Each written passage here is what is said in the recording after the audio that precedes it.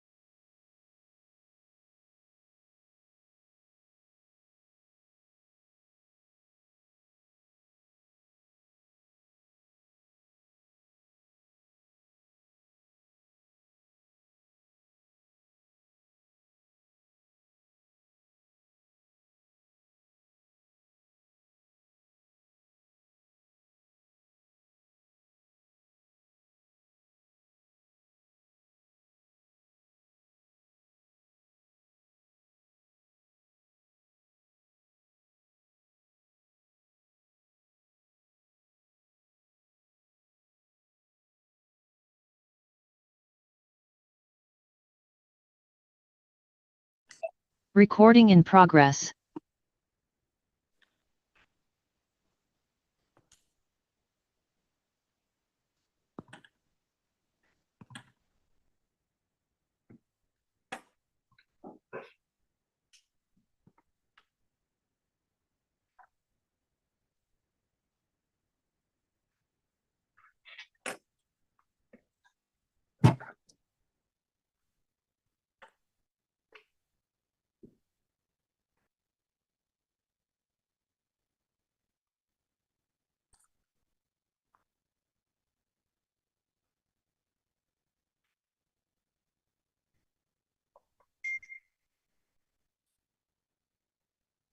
I welcome all members who have logged in this special mini-plenary session.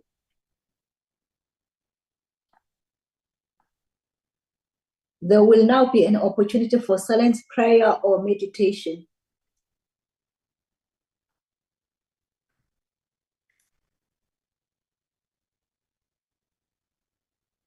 Thank you, honorable members.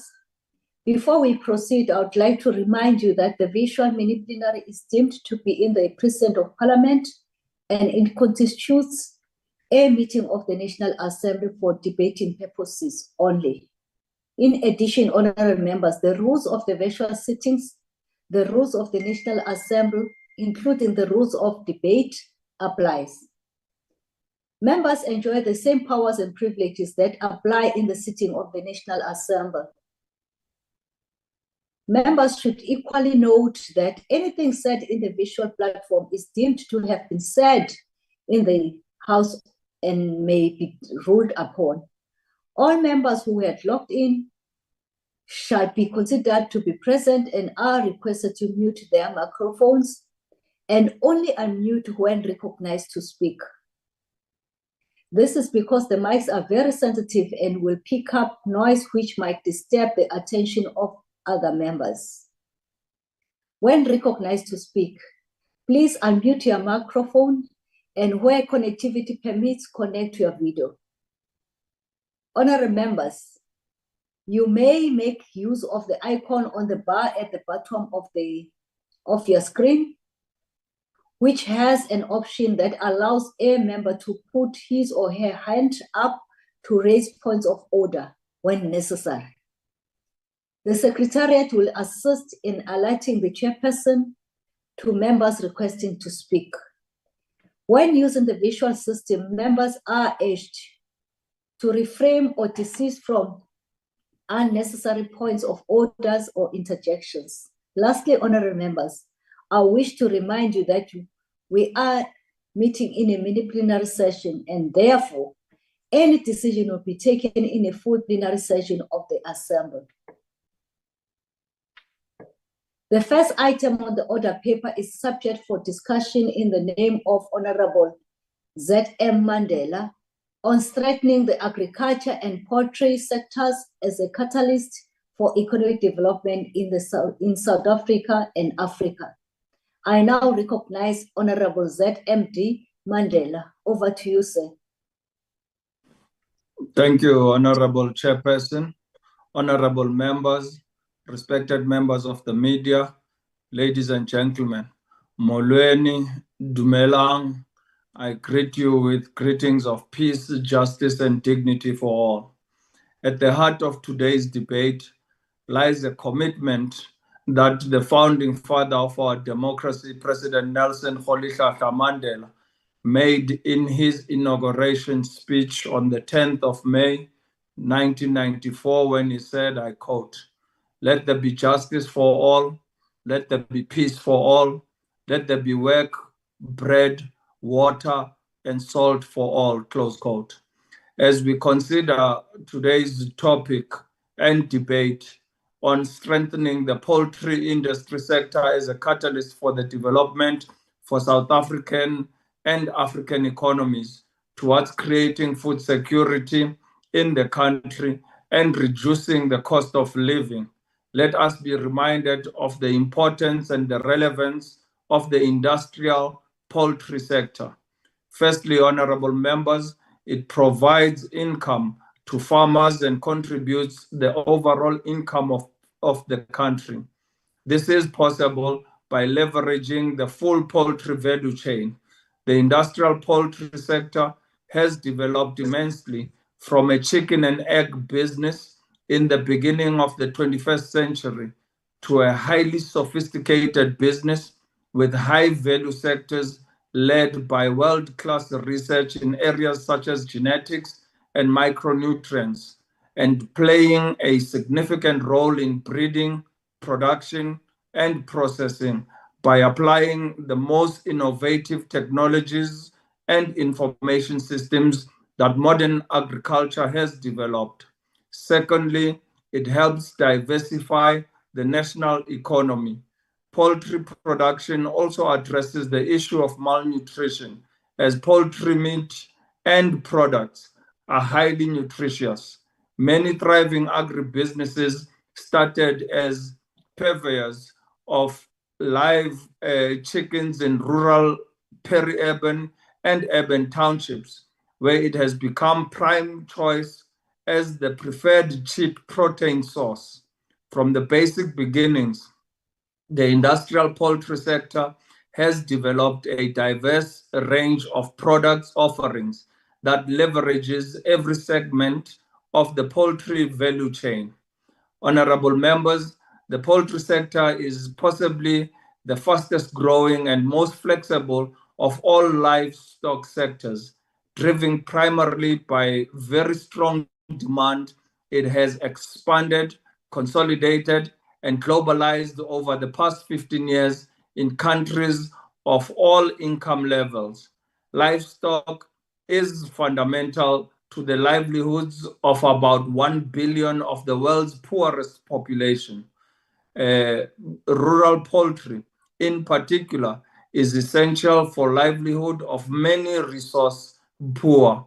Farmers often begin the only asset they possess.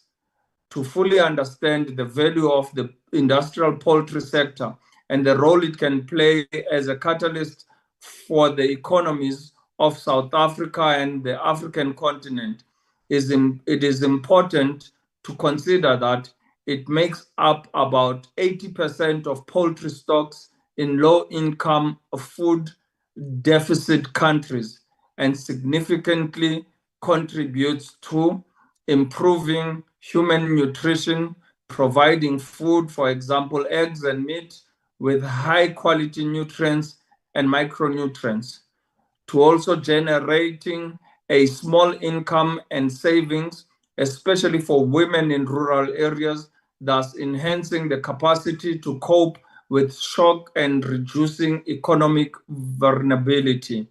Lastly, providing manure for vegetable gardens and crop production. Honorable members, the importance of socio-cultural and religious functions of village poultry production for smallholder livelihoods beyond its economic or nutritional importance is also widely recognized. Poultry has made a great contribution to the economic development of the world. It provides meat to the whole world, which is full of essential elements which play a great role for health development, while this sector also generates employment for the world and plays a great role for reduction of poverty. Particularly, it is mostly well known in rural areas and it plays a great role in ameliorating the family financial crisis. The poultry cost is less and everyone has capability for rearing in the world. Its demand is increasing day by day due to population trends. This has implications for the South Africa and Africa's capacity to support and sustain industrial scale hatcheries and breeding day-olds for domestic consumption. Honorable members, poultry has a great role in South Africa and the world. It generates employment for the world and increases the income level for people and eradicates poverty. It provides meat and eggs to the world population and mostly the poor African countries which is a rich source of vitamins and proteins, which play a great role in health development. It is a shortcut business for farming communities. There is a great gap in poultry production. Poultry provides 40% of meat supply to the whole world. This business has multiple problems in the world. The feeding cost is very high and marketing facilities is very complicated. The major reasons is the price fluctuation. Honorable members, this creates great problems for poultry farming communities in the world.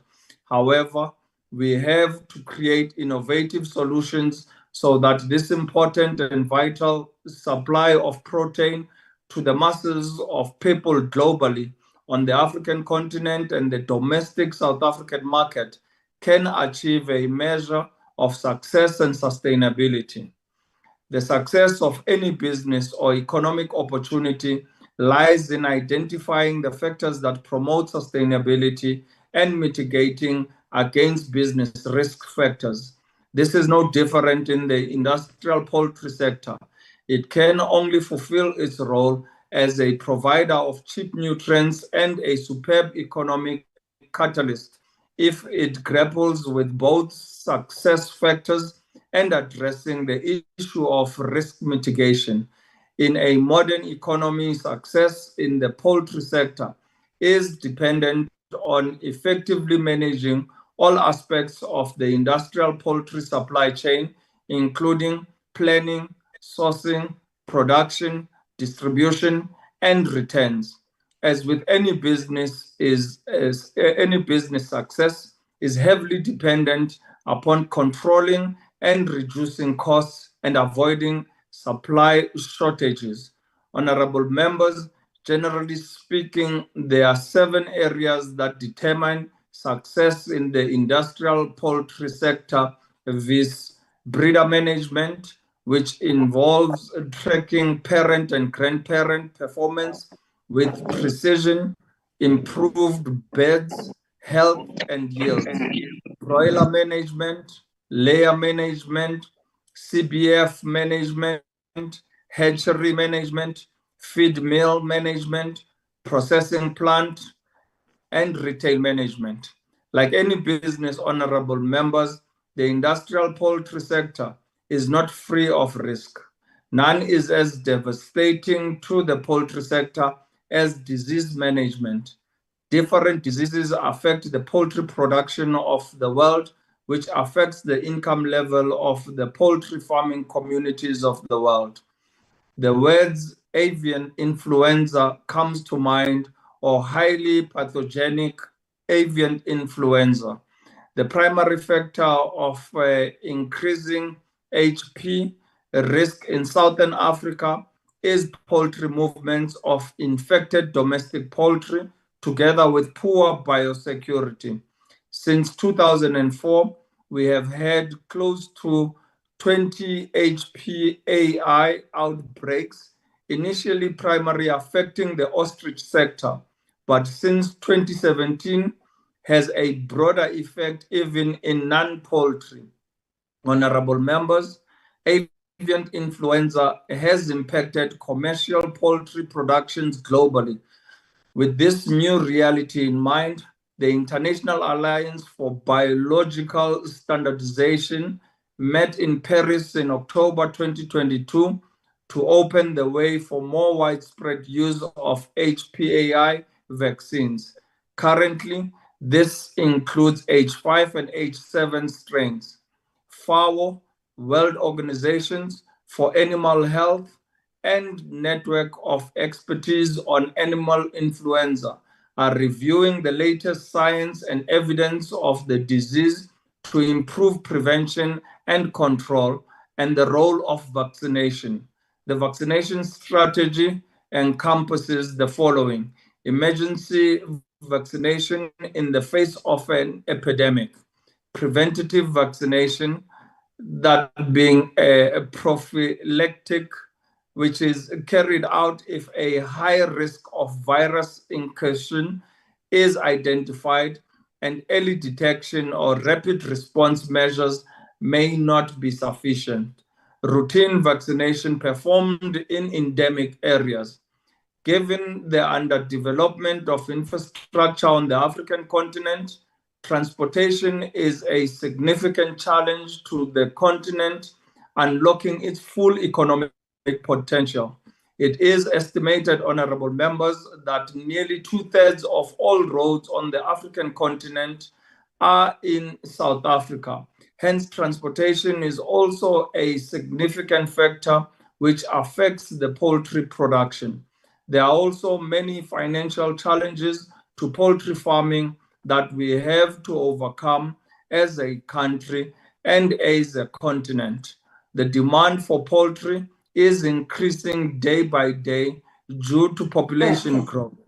The total population of the world has reached 7.628 billion, which pushes the poultry demand in the world. In South Africa, in 2021, some 16.6% of the total agricultural gross value and 39.9% of animal product gross value stemmed from poultry production. The potential for further is not only possible, but a concrete reality. Honorable members, there is consensus amongst industry leaders that the industry has been in distress for at least 10 years because of low profitability. Thank you, Honorable Mandela. Your time has expired, sir. Thank you so much. Thank you. Thank you. Thank you. Thanks a million. Thank you. I now recognize Honorable T.M. Bambama. Over to you, ma'am. Thank you, House Chairperson. Considering that chicken is the most consumed and easily accessible form of meat-based protein for millions of South Africans who live below the poverty line, one would have thought that this corrupt and dysfunctional ANC government would find ways to rationalize input costs for poultry producers. Feed accounts for as much as 70% of total poultry production costs, and as such, input cost rationalization would serve as a catalyst for the sector to thrive while ensuring a competitive advantage in price over imports. This economic boost to the poultry sector would complement the recent return of the Land and Agricultural Development Bank, who have now opened up for loans to farmers, including the blended finance scheme, which affords qualifying small to medium-sized producers a loan with a grant component from the Department of Agriculture, Land Reform and Rural Development. That is, if the latter does not stuff things up, as they are prone to do in the implementation of grant schemes. Most retailers and wholesalers have historically been averse to using smaller scale emerging poultry producers, making the barriers to entry too high for the majority of them. A concerted effort from government to force tenderpreneurs to source poultry produce from these disadvantaged producers only for use in government-owned organizations such as prisons, hospitals, and the army would go a long way to increasing demand and creating a viable and sustainable market for these producers. Anti-dumping duties against the United States of America expired on the 23rd of November, 2023, but were extended for a further 18 months to allow the International Trade and Administration Commission to make its own investigation and make a recommendation to the Minister of Trade and Industry. The Poultry Industry Master Plan was signed and put into effect in November 2019 amid much fanfare and camaraderie from government and the industry stakeholders who contributed to its formulation. Its objective is to serve as a basis for the expansion and development of the sector. The master plan set a target of 1.5 billion in production capacity by local producers by the end of this year. According to Charmaine Lyons in an article in the December 22, January 23 Poultry Bulletin, the large integrated producers such as Astral, CBH, and Rainbow have already made investments totaling 2.4 billion over the past 3 years. This is highly commendable. But what about capacitating emerging producers in the value chain of the sector and the creation of the envisaged 4,600 jobs? The Department of Trade, Industry and Competition, tasked with oversight and responsibility for this, is ominously silent. Is this another government implementation failure? The Democratic Alliance applauds the great work being done by our local poultry producers, despite unnecessary hindrances being thrown at them from an incompetent government. Load shedding, lack of relevant vaccines, lack of commitment to export controls, high input costs, and so the list goes on. South Africans must register to vote DA in their numbers to rescue South Africa from the clutches of this ineffectual government. Let us vote for a multi-charter government that is committed to accountable, transparent government with zero tolerance for corruption, a capable government that spends public monies efficiently to deliver quality services to all, a caring government that puts people first and prioritizes the poor. But most of all, let us vote to put John Steenhuisen as president. I thank you. Thank you, ma'am. I now recognize Honorable EFF. The EFF, we shall proceed, and nobody is going to be given a chance after you have been recognized and you don't respond. IFP, Honorable IFP. Ngivumele sihlalo ukuthi ngicishe video yami ngenxa ukuthi ugesi awukho endaweni. Kuvumelekile. Honorable Chairperson, I rise today on behalf of the IFP to underscore the critical importance of strengthening the agricultural and poultry sectors and powerful catalyst for economic development in South Africa and the broader Africa continent. Agriculture has been a lifeblood of our nation, woven into fabric of our history and identity. The time has come for us to recognize its profound potential as an engine for economic growth, poverty alleviation, and job creation.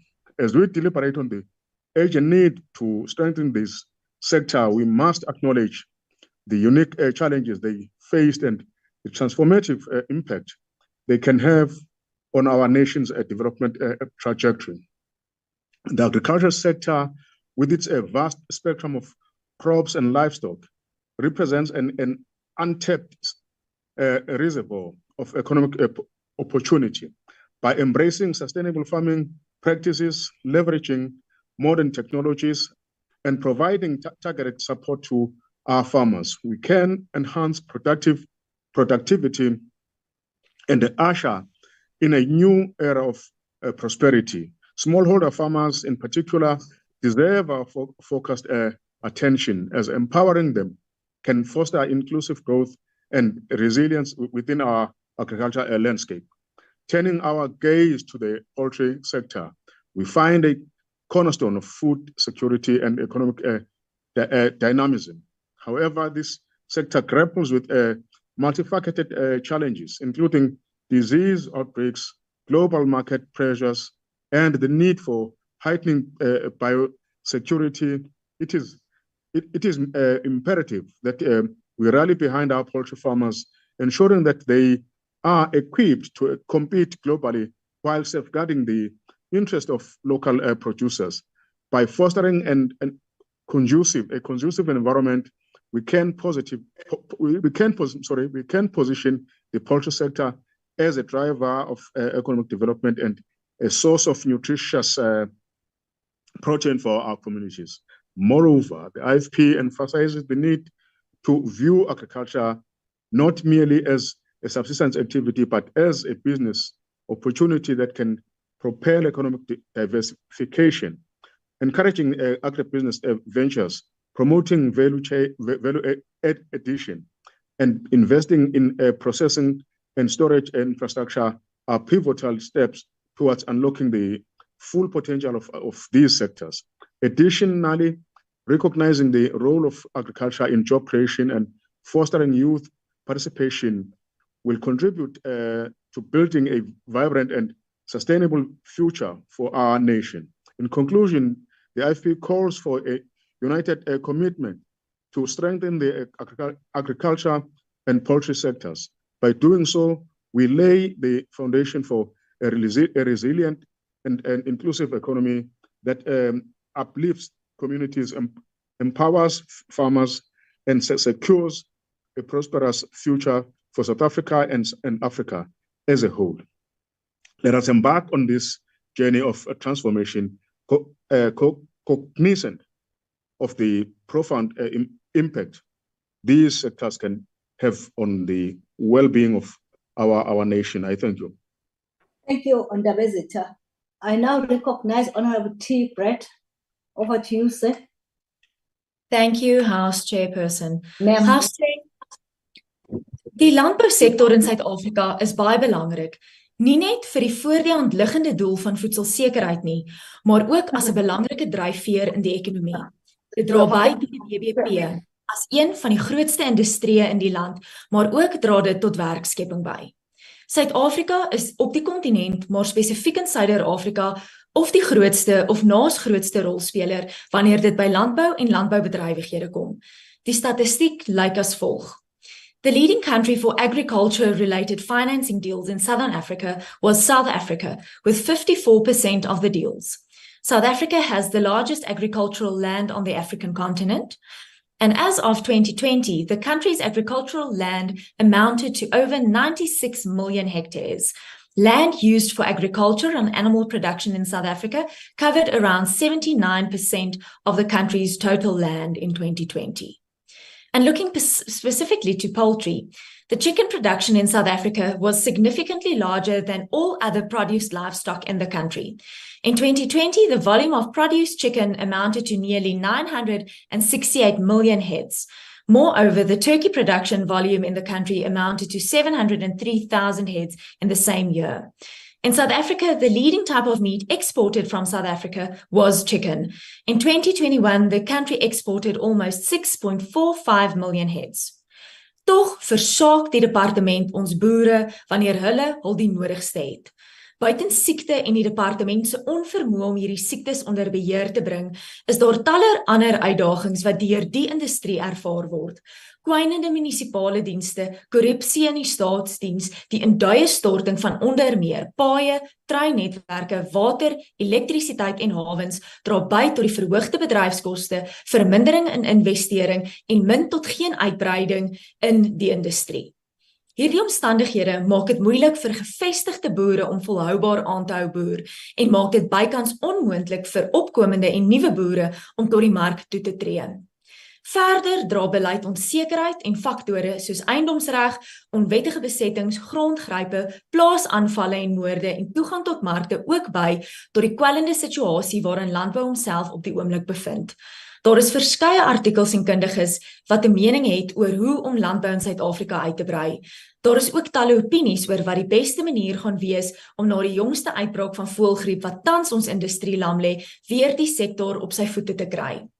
Wat egter die nommer 1 oplossing is om van die ANC ontslae te raak. Die ANC se verkeerde prioriteite, hul reaktiewe optrede in steede van proaktiewe optrede, hul lang reaksieperiodes, oneffektiewe beleide en onpraktiese regulasies om nie te praat van korrupsie en wanadministrasie in departemente van landbou reg oor Suid-Afrika nie, moet end kry.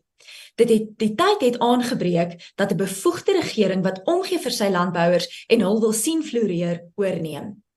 Slegs wanneer daar positief gefokus gaan word op landbou en daar nie op landbou gepik gaan word nie deur die regering nie, gaan landbou kan bydra tot ekonomiese groei in Suid-Afrika en Afrika in die geheel. Hiermee bedoel ek nie dat daar gekyk moet word na onder andere die jongste tegnologie navorsing wat beskikbaar is. Besluite moet daarop gemaak word en nie op verouderde navorsing wat tot nadeel van ons landbou is nie. Daar moet ook 'n fokusverskywing kom dat nie net opkomende en kleinskaalboere alleenlik die departement se aandag geniet nie, maar ook ons kommersiële landbouers. Hulle is immers vir 75% van ons kosproduksie verantwoordelik. Daar is nog vele ander voorstelle wat ons nie nou in diepte kan bespreek nie, maar ek sluit af. Dit is van kardinale belang dat ons die landbousektor en spesifiek die pluimvee-industrie in Suid-Afrika herbou. Ek dank u. Thank you very much, ma'am. I now recognize Honorable Dr. M.E. Klape. Over to you, ma'am. Thank you, Honorable House Chairperson. Honorable members, the poultry industrial sector consists of the day-old chick supply industry, the broiler industry, as well as the egg industry. And in our country, South Africa, it is the largest portion of agricultural sector, with its contribution of approximately 20% of its share to the gross domestic product and 41% of the animal gross domestic product. The African National Congress-led government has approved a poultry sector master plan with the poultry industry as a strategy to increase productivity in this sector, while at the same time protecting local domestic producers from any evidence-based unfair trade practices and imports that may arise.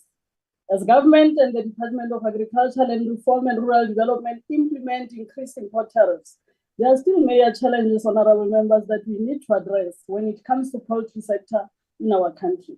House Chair, there are opportunities in terms of skills development that are recognizable, mostly for small-scale farmers, and these include agronomy, business management, engineering management, bookkeeping, and office administration. We, however, need to work on skills in terms of agricultural farm management, production and quality management, veterinarian and research and development. Honorable members, we are of the view that we also need to investigate the matter of unsuitable working conditions and unsuitable working hours in some places in this industry. House Chairperson, the poultry sector had to deal with the high feed prices in our country, and the government has already started to engage on research on cheap feeds from local suppliers as part of localization strategy. Research indicates that feed alone is responsible for approximately 50 to 70% of the production costs. The challenge we have is that the price of maize and soya beans are determined internationally in terms of the prices offered to the market, which have an influence on the prices charged in South Africa. This puts a strain on local producers and suppliers. Hence, government is engaging with all stakeholders in the public and private sector to find alternative sources of shipping feed. Electricity also, honorable members, is another important input in the poultry sector. The increasing cost of electricity tariffs and effect of load shedding have negative effects in this sector. We therefore need alternative sources of energy which are conducive and affordable to our people and the poultry sector. The department is currently engaged with research on how we can produce bioenergy as an alternative source and its sustainability. If you look into our sector, Honorable House Chair, we spend approximately 146 billion on intermediate goods and services, and out of that expenditure, electricity accounts for approximately 7 billion. Honorable members, there are robust discussions in the country on our stance in the poultry sector on trade and trade tariffs. If you look into South Africa poultry sector, our imports is about 25 to 30% of chicken consumed in our country. That is from Brazil, European Union, and United States of America, to mention but a few. This comes from a view that our country does not have the capacity to be a local production hub which could meet global demand, thus making South Africa a net importer in the poultry sector. We also import quite a considerable amount of mechanically deboned meat, which contributes to approximately 44%. This is why government has made a commitment to address this through localized strategy and poultry master plan. House Chairperson, as government, we need to be self-sufficient as a country and to be export-oriented in the poultry sector to counter issues of dumping, which have made our local suppliers to be more unable to afford and being put out of business as they are not able to compete for lower prices. Many of our people have lost jobs in the poultry sector, and many small-scale to medium farmers and businesses have shut down. If you look into the year 2021, our country exported 48,997 tons of poultry meat, which was considered a 2.2% decrease from the previous year. The sector has also now and then outbreaks of diseases which have been highly pathogenic, as outlined by experts relevant to this field. Outbreaks has caused a high rate of bird mortality, where farmers lost profits, and also our local producers could not export because of this matter. We are, however, satisfied, honorable members, by the fact that avian influenza has now been contained and decontamination is underway with those affected farmers. As government, we want to stimulate local demand in this sector through boosting our exports while protecting the domestic chicken industry. This will be achieved if we find strategies to reduce feed costs and meeting safety and veterinary requirements. The Poultry Master Plan, honorable members, centers around driving local demand and protecting our exports. And the government has partnered with relevant stakeholders in the industry like your organized labor, processors, exporters, poultry producers, and farmers. If we want to protect our local industry, the poultry sector, through tariffs, trade system, and anti-dumping measures, we should be able to agree on our approach towards our regulatory environment and compliance systems that should be put in place. Most importantly, we need to protect and support local farmers in the poultry sector and ensure the growth of this sector. The department needs to financially support these farmers.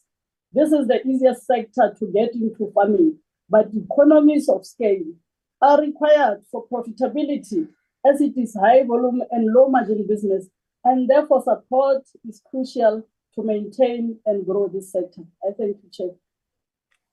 Thank you very much, Honorable Doc. Now we shall proceed to Honorable UDM.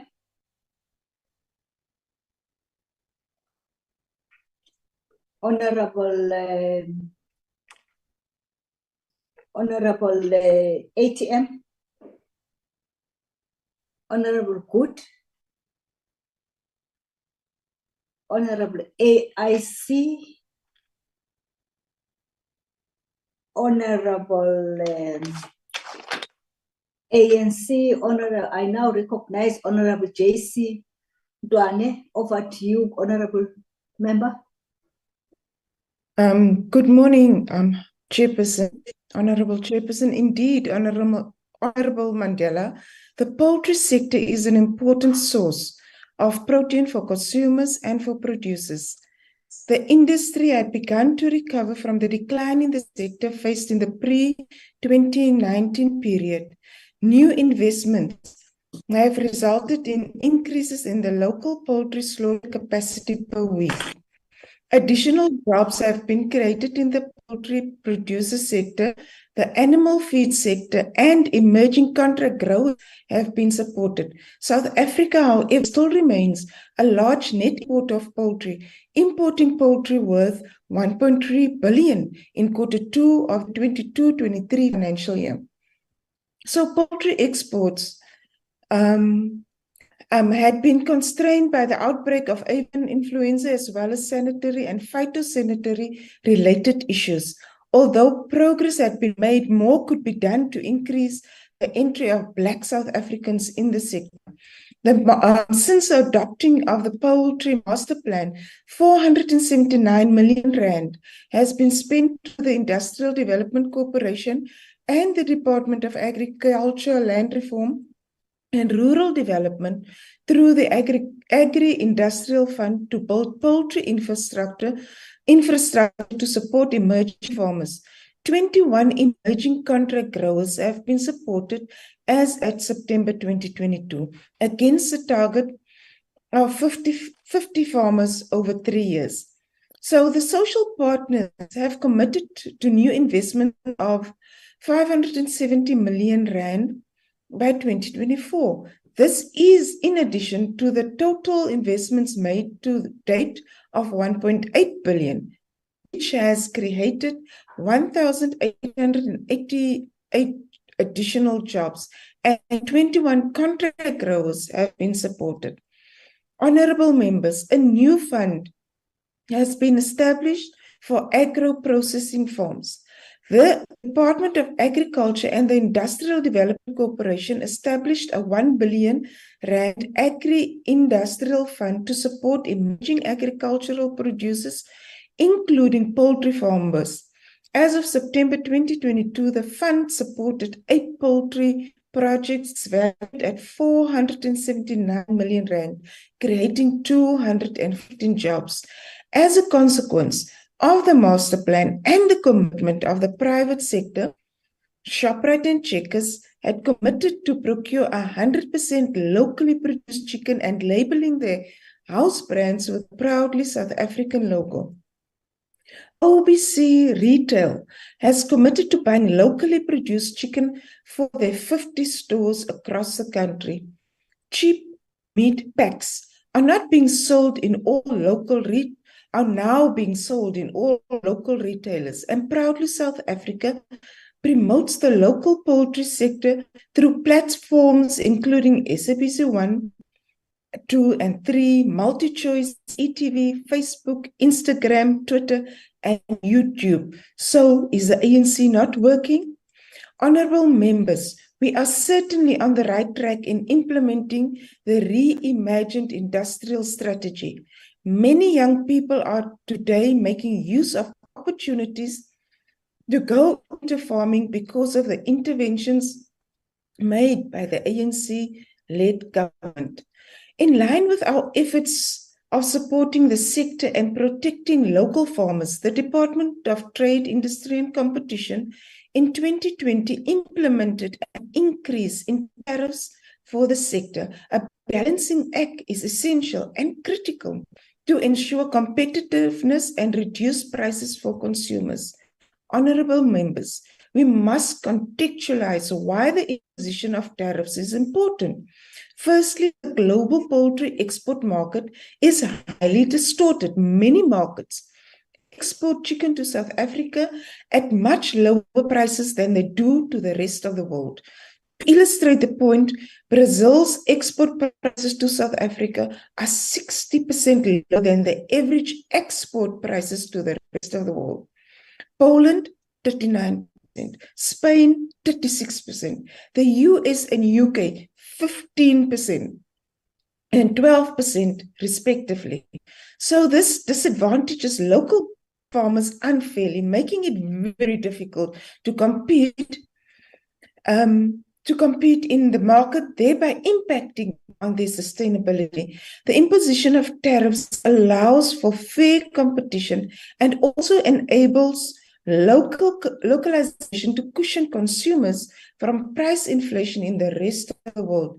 The ERRP notes the importance of localization in driving industrialization, job creation, and building internal resistance, which is very important. South Africa is currently exporting cooked poultry meat to Lesotho, Namibia, Botswana, Eswatini, UAE, Ghana, Zambia, and Zimbabwe. However, challenges are still being experienced with respect to several countries, including the EU, UK, and Saudi Arabia, due to avian influenza outbreaks. In diversifying our exports, honorable members, government needs to support and implement efficiencies in state-owned entities such as Transnet, a large South African rail, port, and pipeline network that is efficient is necessary for the expansion of the agriculture sector. This is critical as South Africa's agriculture sector is export-orientated, exporting nearly half of agricultural production. So, in intensifying our export markets, we have to take full advantage of the African Continental Free Trade Area and the BRICS Plus partnerships. There are approximately 1.3 billion people on the African continent. This presents an opportunity to uplift more than 44 million people from extreme poverty. AFTA will assist in deepening market integration on the continent, boost inter-African trade, and promote regional value chains to achieve economic transformation through industrialization. This will require aggressive investment in infrastructure and address non-tariff barriers such as unnecessary red tape and unnecessary regulation. This is further desired export markets for agriculture, agribusiness in horticulture, wine, grains, and aquaculture industries, which are located in China, Japan, Saudi Arabia, South Korea, Bangladesh, and India, amongst others. This is because of the growing population and the demand for these particular products in those countries. As South Africa, we should not be left behind. The agricultural sector contributes only 2.5% to our gross domestic product, but we have the potential to grow it by at least 10%. This will require an efficient land reform program coupled with the necessary investment in infrastructure, technology, and innovation. So, honorable members, we acknowledge that a lot more needs to be done to address challenges within the agricultural sector. For instance, our persisting challenge is that the funding framework in the country does not appear to be geared to emerging farmers and caters more to existing commercial farmers. The competitive landscape in the sector thus is in an imbalance as emerging farmers have to overcome structural, regulatory, and behavioral barriers in order to compete effectively to overcome this. We need to better coordinate the funding between our DFIs, commercial banks, and government. We further need to address the increasing cost of feed, which constitutes 70% of production costs. The right incentives must be introduced to address the shortcomings for small-scale farmers. We will only achieve a heightened and growing agricultural sector if our land reform policy is efficient and well-structured. We need to ensure integrated rural areas where residents who are economically active have food security, access to basic services, healthcare, and quality education. This will require decisive interventions on land reform, communal tenure, secure infrastructure, and financial and technical support to farmers. I thank you, honorable members. Thank you, Honorable Member Ntwane. Honorable Cope.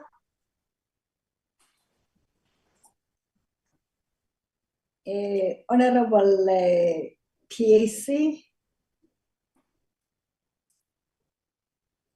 Honorable Hendricks, over to you. Thank you very much, Honorable House Chair. Honorable House Chair, it was very comforting to hear from the Honorable Mandela that South Africa is on top of all the compliance requirements to be one of the best chicken producing countries in the world.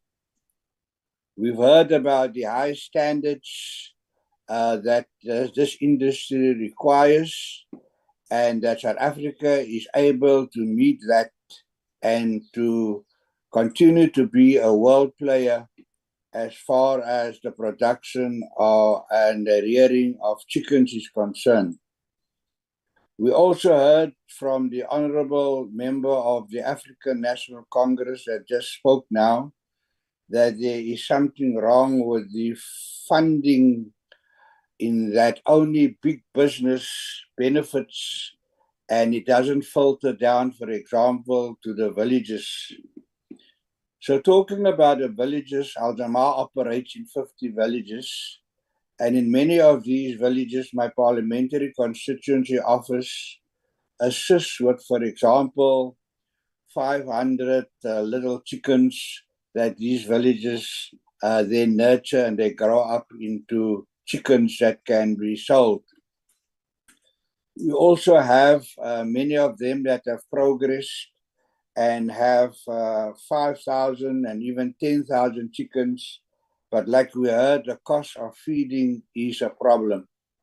So that's why the funding mechanisms that are in place must be looked at. It cannot be that a black woman with 5,000 chickens has to close down because she can't find the 75,000 rand that is needed to feed the chickens, and there's a cash flow problem. So I'm glad that that has been raised and that needs to be attended to. But as you know, Alzheimer is always revolutionary.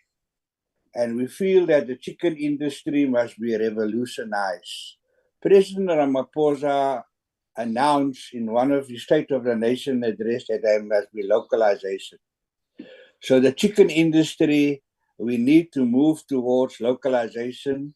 And the first step would be to look at the funding so that the president can announce that chickens is localized, and that from this day onwards, only chickens produced by villages, by those in the townships, can be has a home in South Africa.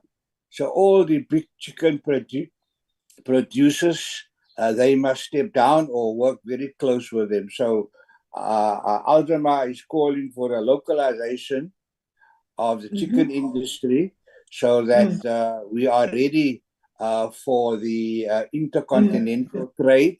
But the chickens is the domain of micro businesses, of villages, and because we have a problem with manipulation of price. Because your time has expired, Honorable Member. Thank you very much, sir. No, I'm saying because of your time has expired. Oh, thank you very much. Thanks. Thank you very much, Honorable Sir. I now recognize Honorable N.P. Masipa. Over to you, sir. Thank you, House Chairperson. The agriculture sector in South Africa has demonstrated its resilience amid poor support from the ANC government. The Democratic Alliance acknowledges the role played by service providers across the agriculture value chain, including the commercial banks. When the Land Bank turned its back on commercial farmers, it was the commercial banks which stepped in to rescue South African farmers. Here's the truth, ANC MPs in this House. Farmers have seen your true colors and they know that you do not care about them. Despite policy uncertainty that was caused by calls to expropriate farms without compensation, farmers continued to diligently feed the nation through record-breaking harvests. The reckless targeting of farmers did not stop there. The EFF, with its reckless populist politics, incited its supporters to chant the "Kill the Boer, Kill the Farmer" song as farmers were being murdered across the country. Farm murders and attacks have continued to escalate on an annual basis under the watchful eye of the ineffective, sleepy ANC government. Despite this reign of terror, farmers have carried on with production, providing jobs, and ensuring that our sluggish economy does not collapse. Members of this portfolio committee should be concerned about the abandonment of the National Development Plan by this department. We are debating the strengthening of the agriculture and poultry sector under a heavy cloud after this sector's budget was cut from 17.25 billion to 16.76 billion rands, while farmers are pleading for more support from their government. But ANC doesn't care. This opportunity is not for parliamentarians to come here to gallivant and grandstand as if they care, but to hold robust, effective oversight on the department. Let me quickly sum up the 6 of the 10 truths about the uncaring ANC government. Truth number 1, what used to be an internationally recognized institution, Honest Port Biological Product, has been destroyed since the ANC took over.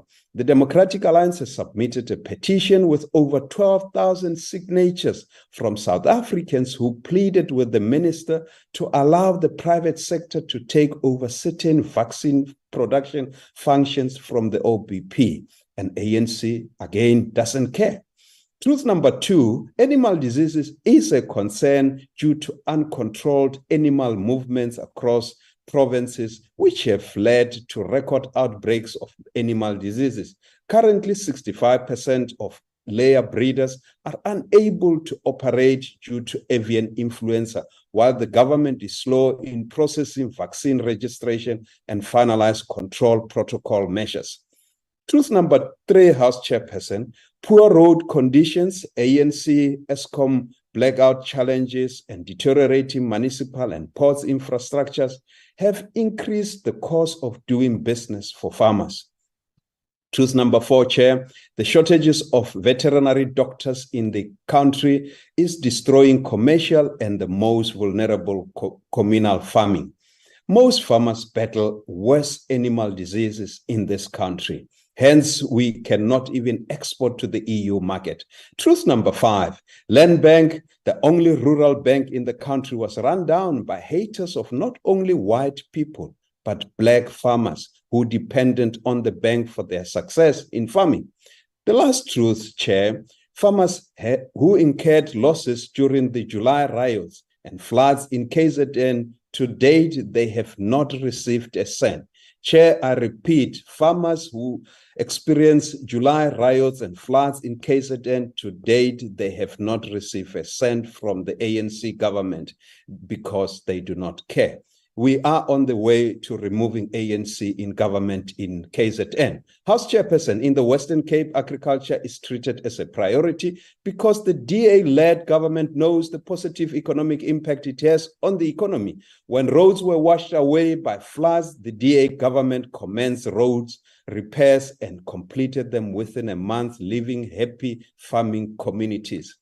This is why the agriculture sector is a major employer in the province, a testament to the commitment that the DA-led Western Cape has for the sector. This is the only province where farm workers are officially recognized by their government for their sector contribution.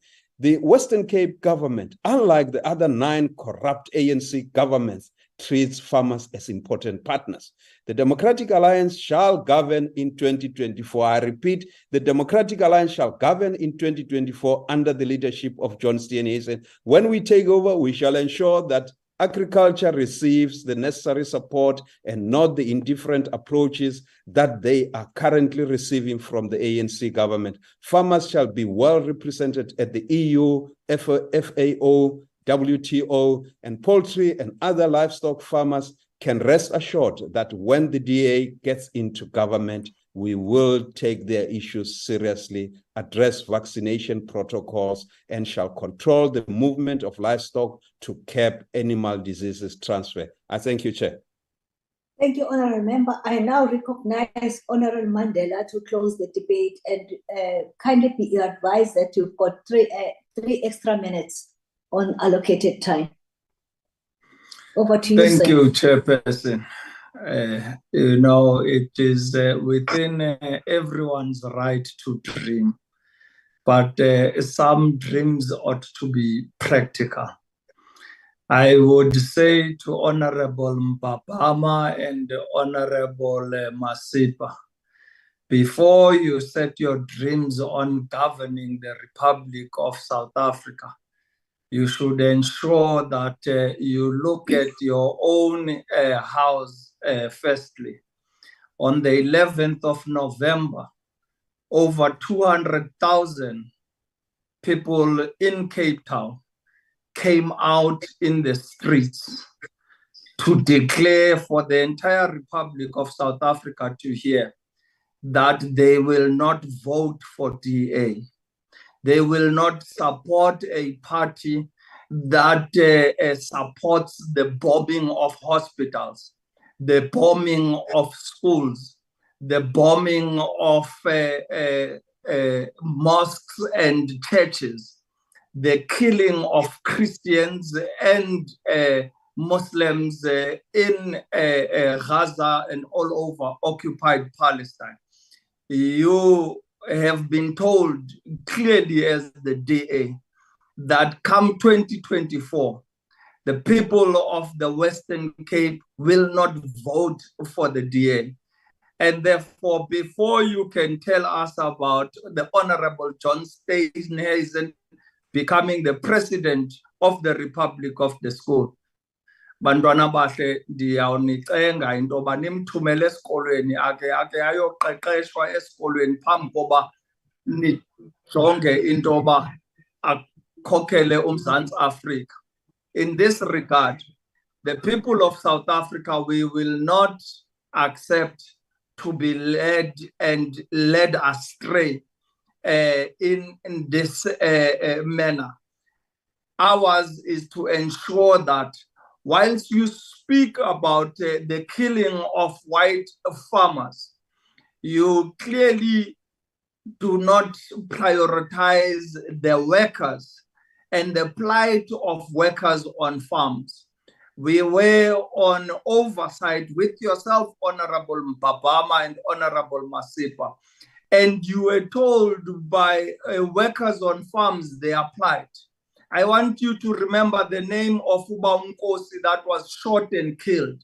I want you to remember the worker that said that he was shot in the eye in front of 2 police and nothing was done by the authorities.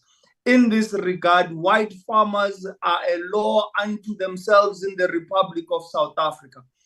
You speak about prioritizing and supporting farmers, while the workers in the Western Cape are put in trucks, live in unacceptable condition.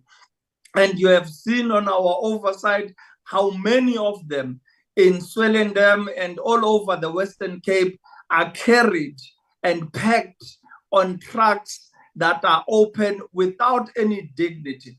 I therefore want to say to the DA and its aspirations that before you may look into governing the Republic of South Africa, you ought to worry and concern yourself with the province that is slippering in your hands. You will never be able to master the numbers that the Cape Townians brought out onto the street, over 200,000. I therefore want honorable members to state that South Africa is leading the chicken meat production in Africa, and is, as of 2020, the country produced nearly 1.9 million metric tons of poultry meat on that year, which was followed by Egypt with a production of about 1.3 million metric tons. South Africa's poultry sector is valued at 50 billion rands. Thus, the Poultry Master Plan outlines concrete measures to expand the industry by increasing capacity at all stages of the value chain, farming of feed, as well as farming of chickens and processing of poultry products, thereby increasing the fixed investment, employment, and the value of output. The output of poultry products should increase by around 10% within the next 3 years. Honorable members, the Poultry Master Plan has defined clear goals for the local industry to achieve over the next 5 years to 10 years, exporting both cooked and raw products to the SADC region, as well as countries included in the African Continental Free Trade Area, the European Union, and the United Arab Emirates in the Middle East. Honorable members, the aim is to export at least 3% to 5% of local production by 2024, growing that tally to between 7 to 10% by 2028, and then growing exports proportionally to local industry growth and production thereafter.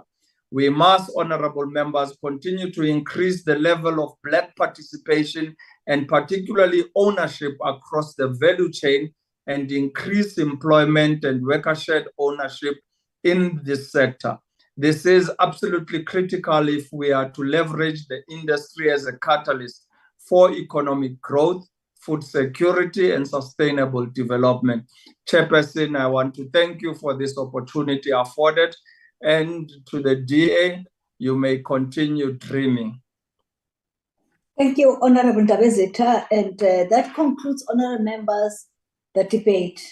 We shall now proceed to the last item on the order paper, which is the subject for discussion in the name of Honorable M J Cardo on the role of national government policy in job creation and poverty alleviation. I now recognize Honorable M J Cardo. Over to you, sir. Thank you, House Chair. Honourable Chairperson, the role of national government policy in poverty alleviation and job creation is very simple. The state has a duty to improve the quality of life of all citizens and to free the potential of each person. Where people are unable to support themselves and their dependents, the state must take reasonable and other legislative measures to achieve the progressive realization of their right to access social security as well as other socioeconomic rights.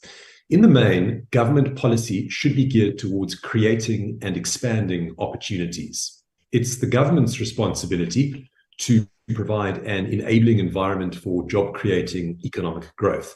The government itself cannot create jobs at scale. That is the private sector's role. But in order for this to happen, certain building blocks need to be in place. The government must see to it that there is a stable fiscal framework, services and infrastructure, safety and security, and an education system that produces a skilled labor force to propel the economy forwards. Unfortunately, over the course of 30 years, the ANC has failed to deliver adequately on every one of these measures. Its failures are becoming ever more acute. We face a fiscal crisis, our education system is falling apart, crime and corruption are out of control, and everywhere the ANC governs, infrastructure is crumbling and service delivery has stalled. Roads are in a state of disrepair, railways have been gutted, our ports are clogged with backlogs thanks to a combination of inexperience, indolence, and indifference on the part of the ANC deployed cadres who run the Transnet National Ports Authority. All of this means that businesses cannot get on with the job of contributing to the productive capacity of the economy.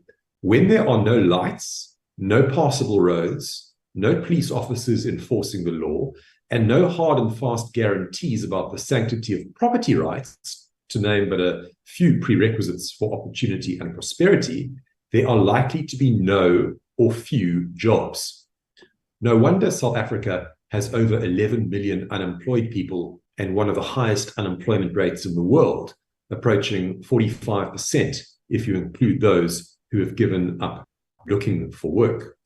And instead of regarding the private sector as a valued partner in development, the ANC's statist ideologues are full of vacuous vituperativeness towards those in business. Just the other day, the minister in the presidency unleashed an unhinged tirade against the private sector, accusing it of all manner of ungodly machinations and of so-called collapsing the economy and the state. What planet is she living on? Clearly, one whose inhabitants are paranoid, embittered, deluded, and perhaps not the brightest stars in the galaxy. The ANC is doing a pretty good job of single-handedly sabotaging the economy and eviscerating the institutional capacity of the state. Don't take my word for it. Go and read the excellent report prepared by the Growth Lab at Harvard University entitled Growth Through Inclusion in South Africa, published recently. This study states unequivocally that South Africa is facing the economic consequences of collapsing state capacity. Collapsing state capacity is, and I quote, the predominant driver of South Africa's weakening economic performance, and it is at the heart of intensifying macroeconomic stress, close quote. The Harvard researchers revealed President Ramaphosa's reformist rhetoric to be really quite hollow. They write that reforms are being hamstrung by political gridlock, ideology, patronage, and an overtaxing of state institutions with goals beyond their core missions and capabilities. Clearly, South Africa is paying the price for the ANC's poisonous policy of cadre deployment, which has stripped the state of expertise and abandoned the pursuit of professionalism in favor of patronage for politically connected cronies. We are a nation whose economic prospects have been sacrificed on the altar of outdated leftist dogmas. Ideology, the analysts contend, has stopped the ANC from allowing meaningful private, provincial, and municipal power generation, for example, and from devolving management of urban passenger rail to capable city governments. If it wasn't for the ANC's pig-headed opposition to devolution and functional federalism, the trains and the lights would be working in regions run by the DA. Honourable Chairperson, where the DA governs, we put in place the building blocks for job creation and poverty alleviation. We prioritize clean governance and policies aimed at optimizing opportunity. That is why, according to the Courtney Labour Force survey for the third quarter of 2023, released earlier this month by Stats SA. Thank you. Thank you, Honourable Cardo. I now recognize Honourable M Nonsele. Over to you, sir. Thank you. Thank you, Honourable Chairperson. Good morning, Honourable Chief Whip of the Majority Party, Honourable members. I dedicate this presentation to one of our outstanding leaders, who passed on yesterday. May his soul rest in peace. Honourable Chair, in approaching this debate, we are guided by our seminal document, the Freedom Charter, also by the Constitution and other pieces of legislation that underpin our approach to our developmental agenda. The historical institutional exclusion and subordinate inclusion of Black people under apartheid colonialism exacerbated inequalities and continue to be profoundly rooted and reflected in many sectors of social life in South Africa. The politics of equal recognition cannot be blind to the effects of legacies of apartheid colonialism, as Honourable Cardo would want to suggest. Nor can it proceed from a notion that the advent of democracy is in itself a sufficient condition for the erasure of structural and institutional conditions that have for decades grounded and sustained inequalities in all domains of the labour market. Guided by the Freedom Charter premise, which says, I quote, equal pay for equal work, equal benefits, and the right to unionize, close quote, it is precisely this reality that gives salience to the ideas of redress and makes it a fundamental and necessary dimension of inclusive economic transformation in general. House Chair, apartheid colonialism imposed several socio-economic constraints on Africans. Despite strict restriction on hiring African laborers, white people had the most desirable jobs with civilized labor standards, whilst Africans were subjected to the least attractive jobs that were very dehumanizing and also super exploitative. Unfortunately, the DA is speaking from a point of privilege, and they are beneficiaries of the past and seek to entrench such practices through the deregulation of the labor market, as Honourable Cardo has already said. Honourable House Chair, the changes in the labor market have had a positive impact on the workplace, both directly and indirectly. The ANC-led government has undertaken a variety of measures aimed at reforming the apartheid labor market, boosting economic growth, primarily through the Department of Employment and Labour and as well as NEDLEC, where social partners interact. This initiative has focused on the creation of a new regulatory framework through the modernization of labor legislation, the establishment of new institutions and statutory bodies. The Basic Condition of Employment Act as amended, which gives effect to the right to fair labor practice, and also the recent extended cover to domestic workers, that is in terms of compensation for injuries at work. The Labor Relations Act, which governs labor market relations, and the UIF, which more recently has intervened through COVID tests, that is during the COVID pandemic. These are very, very clear strides that the ANC-led government has in fact made over the period that Honorable Cardo wants to replace a list of grievances. Significantly, these new labor laws were modeled on the ILO standards for labor and decent work agenda. The department continues to transform the labor market through the recently issued amendments to the Employment Equity Act. Its core focus is the implementation of equity and affirmative action for redress. The aims and objectives have been publicly distorted by the DA, claiming that the amendments discriminate against formerly oppressed minority communities.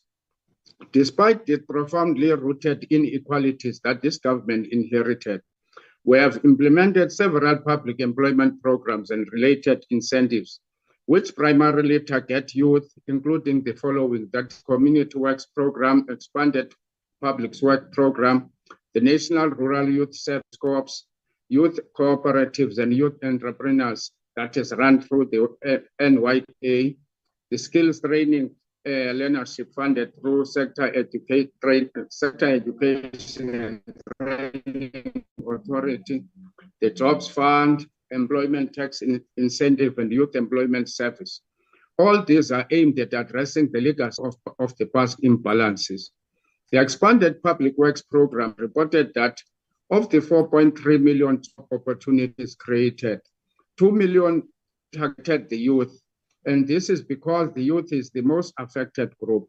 Youth Employment Service also recorded an achievement of 13,593 work opportunities created for 191 businesses by March 2019. And the Employment Tax Incentive supported more than 645,973 youth jobs by March 2017.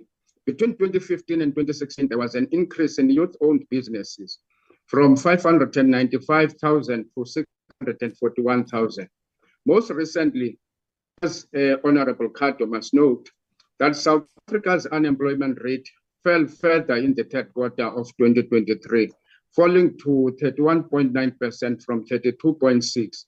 Stats SA figures show that the country's official unemployment rate has fallen below the 2% for the first time since the third quarter, that is of 2020. This would in fact indicate, Chair, Honorable Chair, that even more encouraging, the country's employment rate has risen to 16.7 million, up from 16.4 million when the COVID-19 outbreak decimated the country. This is indeed progress that the government is yielding through economic recovery and reconstruction plans. The ANC government has, through this intervention, transformed the workplace by abolishing patriarchal workplace policies. This includes steps to promote policy to compensate for unpaid labor, which women and rural women in particular are facing on a daily basis. The affirmative action that were not recognized by the apartheid government have been put in place.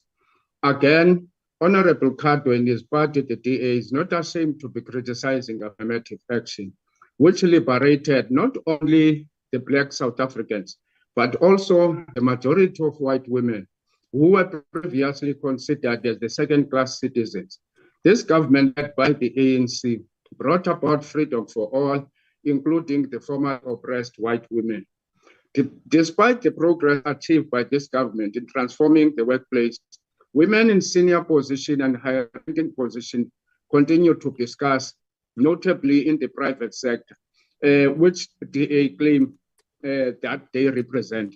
As you would say, Honorable Chair, that even when a woman face was in fact installed in Western Cape in the form of the party leader, the Honorable Helen Zille, you would find that she was the only woman, and yet the cabinet was male-dominated.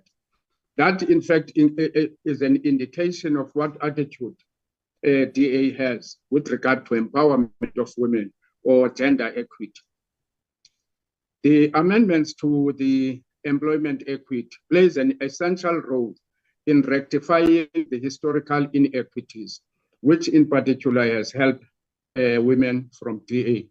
This is, amongst other things, a sign of commitment by this government in addressing historical inequalities at the workplace. The social wage has been used as a redistributive mechanism budget, deliberately aimed at improving the lives of the poor and reducing the cost of living. This has been achieved through, among other, free primary health care and no fee paying school, housing and free basic services such as water, electricity, and sanitation to poor households. Honorable Chair, with any intervention in a democracy, changing power dynamics globally and internationally, our interventions are not without challenges. The triple challenges persist as our commitment to government persists. The persistence of these challenges calls for a rigorous assessment of the key economic drivers, constraints, and opportunities. We need to safeguard against neoliberalism and continue to keep the state at the center and driver of transformation, whilst maintaining cooperation and support between the state and the private sector. Honorable House Chair, for this reason, to realize the vision of the Constitution, structural transformation must open a path to inclusive economic growth and development. Growth without structural transformation will only reinforce and reproduce inevitable patterns of wealth inherited from the past or create jobless economic growth. No transformation can occur without economic growth and job creation. As government's objective is not merely to transform ownership assets or create opportunities, but ensure inclusive economic growth through industrial and localization, which is the essence of what the Economic Reconstruction and Recovery Plan seeks to achieve. Okay. Thank you very much. Chair, I would There's like no to time for dedicate... conclusion. Oh, thank you, Chair. Thank you, Chair. Thank you very much, you, Honorable Member. Allow me to recognize Honorable M. Bakrim. Over to you, sir. Thank you, Chair. It was John F. Kennedy who said, and I quote, "We got into office. The thing that surprised me the most was that things were as bad as they've been saying they were." In other words, we at the Democratic Alliance fully understand how the ANC government has devastated South Africa's economy. In 2024, the Democratic Alliance and its alliance partners will have a long road to travel to try and save South Africa. Where the Democratic Alliance governs, it runs a provincial government which is proven to be a government that creates an environment conducive to job creation. Likewise, the DA in the city of Cape Town has paved the groundwork for job creation and is producing results with improved job creation year on year. It is trite to state that government does not create sustainable jobs. It is also trite to state that small business is the engine room for job creation throughout the world. The Democratic Alliance has internalized the lessons as espoused by the economists worldwide. The Democratic Alliance has been hard at work in ensuring that the environment which is conducive to job creation is introduced. The Western Province and its municipalities, where they govern, have shown us the way forward. The Democratic Alliance has undertaken a full study and research into the legislation, which has acted as a handbrake to job creation. The DA has analyzed regulations across government which retard job creation. Using research by the DA, we have shown that creating the positive environment, we have moved the job creation barometer into the positive. Currently, the Western Province, under the successful governance of the DA, has shown to be the one and only province that has dropped the unemployment figures below 21%. Using this knowledge, the DA will make sure that the future provinces we govern will follow suit and enable the business community to create jobs for a DA solvent and successful future. Obviously, there are factors which the DA has taken into account that will immediately result in job creation. These low-hanging fruits cost government nothing and will release the factors holding back the small business community. Firstly, the uncoupling of small businesses from the bargaining system will ensure that hundreds of thousands of jobs will come online within months. The DA has been arguing this factor for years. This issue was raised by the former Minister of Finance, Tito Mboweni, but of course he was immediately shouted down by the trade union movement. Secondly, the release of small business from the minimum wage regulations and legislation will likewise be an environment conducive to immediate job creation. Instead of almost 50% of our population earning R0 per month, we will have people working for small business and receiving training at a slightly lower rate. The regulations could outline ways and means of eventually moving those employees into a much higher rate than the minimum wage. Thirdly, the duplicitous and discriminatory legislation and regulations of employment equity have been holding up business for 20 years. This is the ANC way. The Democratic Alliance, however, will restructure the system entirely, thereby creating masses of opportunity for employment within both big and small business sectors. These few examples are just a taste of what can be done after the 2024 successful elections of a new DA-led government. The plethora of ridiculous and dastardly ANC policies with regard to race must immediately be eradicated. The DA-led government will ensure that all the racial laws which are reminiscent of apartheid will be removed from our statute books. Issues such as race-based criteria in determining agricultural export will disappear. This will immediately enhance the business community. It will be attributed to a DA-led administration. This alone will free up and solidify those working conditions in the agricultural sector. Over the medium term, obviously, we need to ensure, as a DA-led government, that the education system is enhanced and geared towards supporting our economy and jobs for all in the future. Suitably qualified individuals, not cadre deployment, coming out of the properly run schooling and tertiary education will be able to become employable and will in turn enhance the business sector. My colleagues in the education portfolio have done an enormous amount of work to ensure that South Africans become productive in the economy. Thank you, Madam Chair. Thank you, Honourable Member. I now recognize Honourable Mani. Over to you, sir. Thank you, Chairperson. Maybe let me start by saying, just to deviate a bit from my speech, just to say anybody that has got a problem with employment equity in this day and age, that person is spitting on the grave of His Excellency President Mandela, who signed off this law in 1998. So to come now, and during that time, His Excellency President Mandela was celebrated by all. But today, people are spitting on his grave purely because they want to carry on with their racist tendencies. Chairperson, back to the thing. The extent of unemployment and all its attendant consequences, poverty, crime, collapse of state and social institutions is excessively high, threatening the stability of the country. It is a primary responsibility of the state to prevent the approaching social and economic Armageddon in the country and position the country on a sustainable development path. To do this, the state must retain its responsibility to create jobs.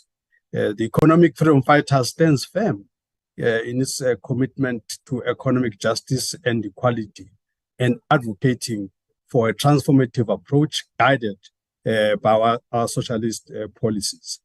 Recognizing the inherent contradictions within the capitalist systems, the EFF asserts that poverty is a symptom of a deeply unequal economic structure. To address this, the EFF advocates for policies targeting the root causes, including progressive taxation and the nationalization of key industries to prevent wealth concentration among the privileged few. In emphasizing job creation, the EFF contends that large-scale industrialization is pivotal and central to generating employment on a massive scale. A comprehensive job creation program focusing on infrastructure development, sustainable agriculture, and expanded public works program is the way to go, laying the foundation for sustained long-term economic growth.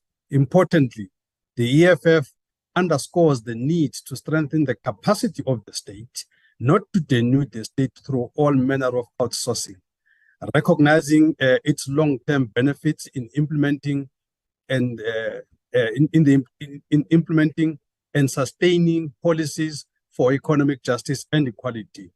A robust state is better equipped to address the challenges at the core of poverty and unemployment. It cannot be that the masses of our people are left vulnerable in the hands of white monopoly capital who manipulate currency and engage in transfer pricing shenanigans to maximize their profits. The national government cannot be a bystander in this regard.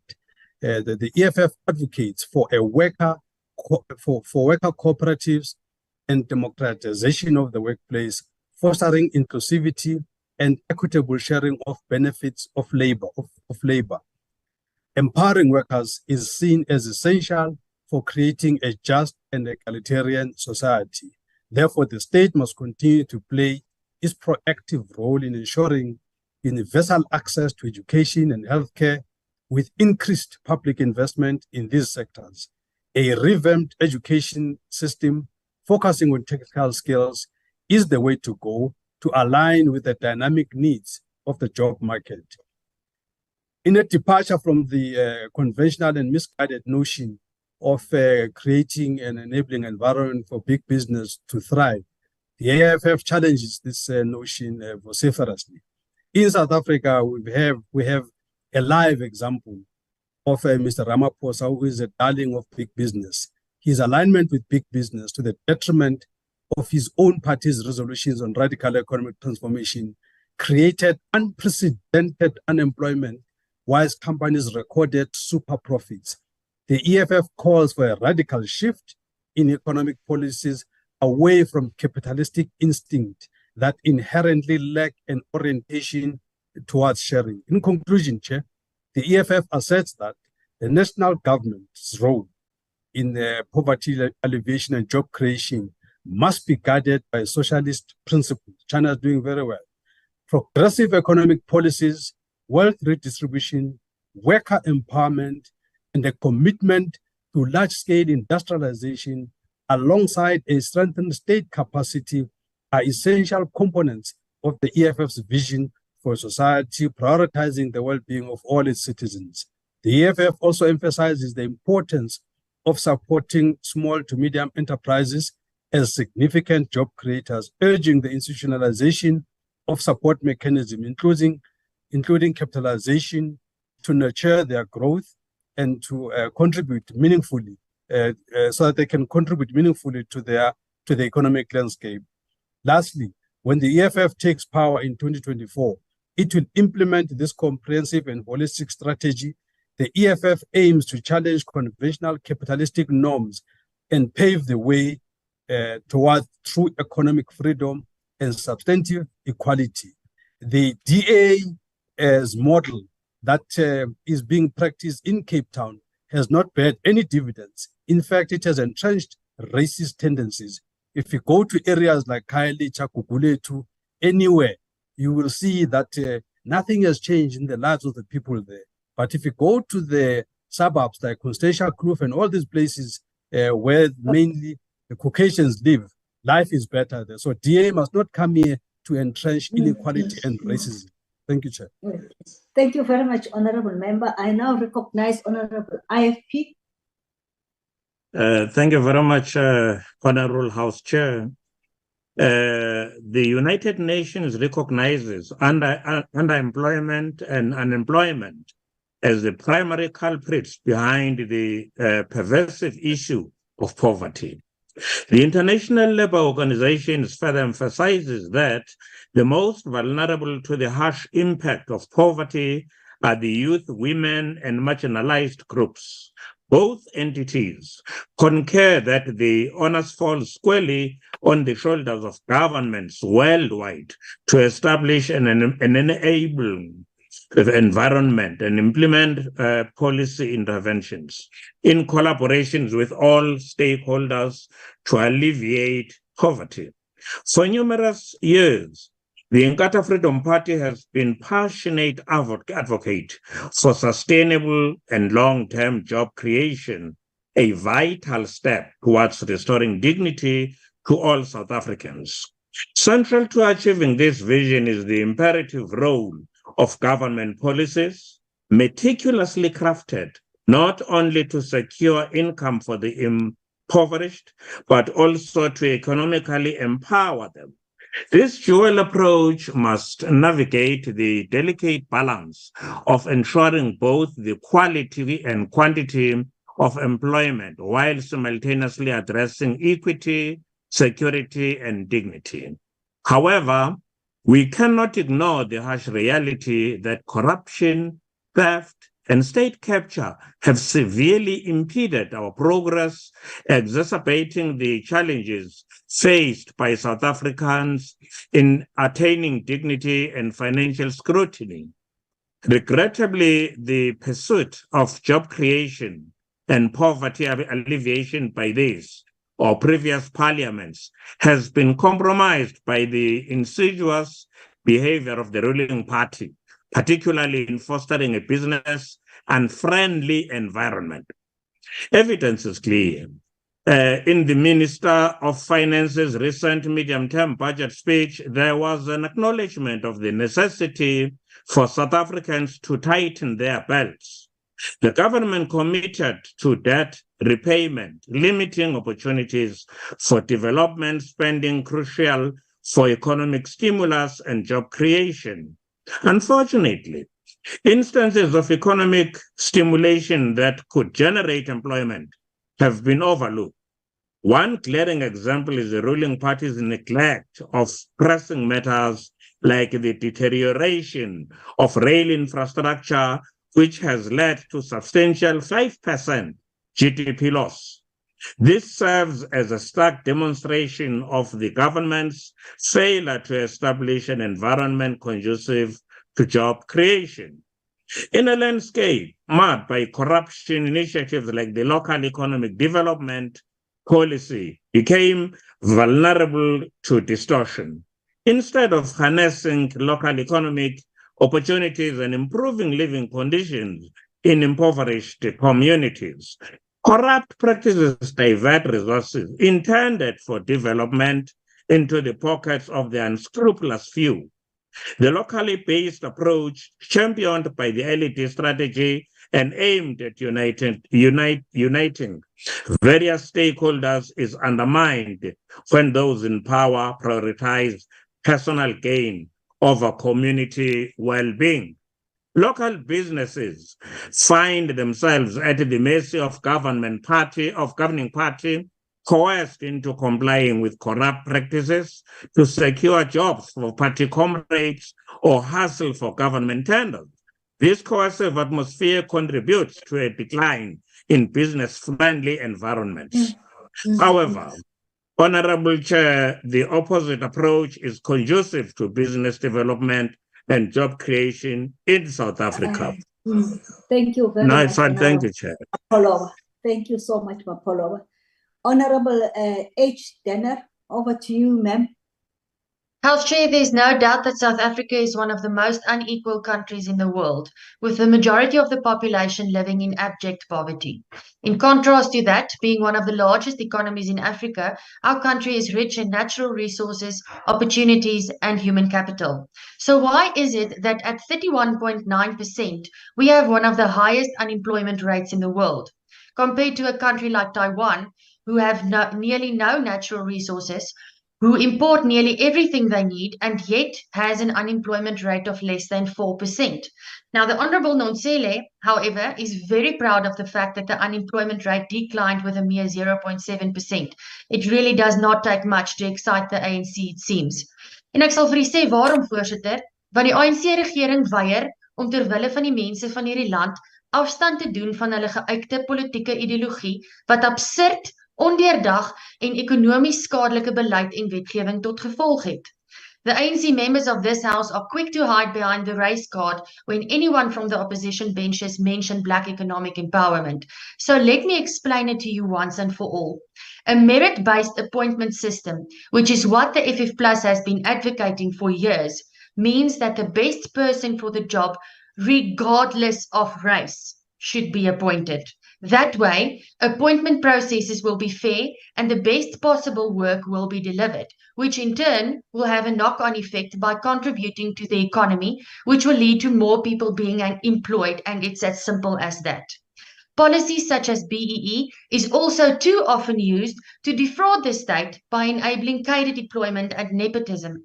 Instead of leveling the playing field, it merely stacks the odds against the millions of unemployed, impoverished South Africans. So the Tuja capital funds of the world have a better chance of gaining so-called job creation contracts.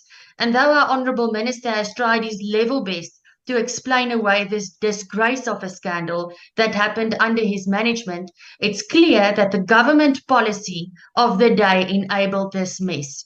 And one wonders if there was something built into that deal to fund the ANC election campaign. But that being said, without economic growth, there can be no job creation or poverty alleviation. And poor local government that deteriorates by the day under the ANC government, load shedding, and restrictive labour legislation hampers economic growth. Other government policies that severely impact on job creation is the education system. There's a substantial gap between the skills produced by the education system and the skills required in the job market. But instead of investing in poor schools infrastructure and uplifting specifically struggling rural schools, the ANC chooses to break via the Bella Bill the little of the education system that they have not yet broken. After 30 years, the ANC has still not learned that government cannot regulate and legislate the South African society into transformation. Where it was successful, it happened naturally. Where it was forced, it created even more division. Eweneens is dit nie die werk van die regering om werk te skep nie. Dit is die werk van die privaat sektor. Die regering het bloot die verantwoordelikheid om deur beleid en bestuur die grondslag vir werkskepping deur ekonomiese vooruitgang te verseker. Ekonomiese vooruitgang sal egter beslis nie gebeur terwyl die ANC homself konstant met die muishonde van die wêreld vereenselwig en internasionale betrekkinge in die wiele ry nie. Dit sal nie gebeur terwyl die ANC geuite politieke ideologie vir eie gewin op ons samelewing afdwing en agter die raskaart en apartheid skuil nie. En die agbare Nonselle se toespraak was klinkklare bewys hiervan. That excuse is getting old. You've been governing this country for 30 years. Take some responsibility for the mess you've made. En voorsitter, dit sal nie gebeur terwyl die ANC aan bewind van hierdie land is nie. Ek dankie. Thank you very much, Honourable Member. I now recognize Honourable Member UDM. Okay, Honourable ATM. Honourable Good. Honourable AIC. Honourable KL Kaku. It's Chachal, House Chair. I can't pronounce it, the R's. There's no R. Thank you K. very much. No, I can't pronounce the K as R, unfortunately. Okay. May you just proceed. Thank you very much. Mudula Stula, the best example of how excellent government policy and simply getting the basics right result in job creation and poverty alleviation are right here, in the same country as all the terribly governed ANC governments in all DA majority governments. See, there are many key ingredients that make job creation and poverty alleviation possible, but I'll focus on one: good governance and infrastructure investment. These create a conducive environment for private sector investment and job creation. This is why the DA-governed city of Cape Town was able to create 205,000 new jobs in the last year alone, while SA's other major cities combined were only able to create 138 new jobs in the same comparable period. Why, Chair? Because the DA gets things done. The latest labor force survey also indicates that the Western Cape continues to have the lowest unemployment rate in comparison with all the other 8 ANC-governed provinces, all while the ANC-governed Northwest province has double the levels of unemployment in the Western Cape. This is true, while there are 3,000 more people who lost their jobs in the ANC-governed Free State in this period. Instead, the DA-governed Western Cape created 305,000 new jobs in the last year. Why? Because the DA gets things done. The city of Cape Town has the largest per capita infrastructure budget in the entire country at 43 billion. This is in comparison to the ANC's governed Buffalo City's mere 3 billion rand. Why? Because the DA gets things done. So it is no wonder why our employment stats look as beautiful and as promising as they do. The investment in infrastructure plays a pivotal role in why the city of Cape Town is the best governed metro in the entire country, while the Free State ANC governed Mangaung Metro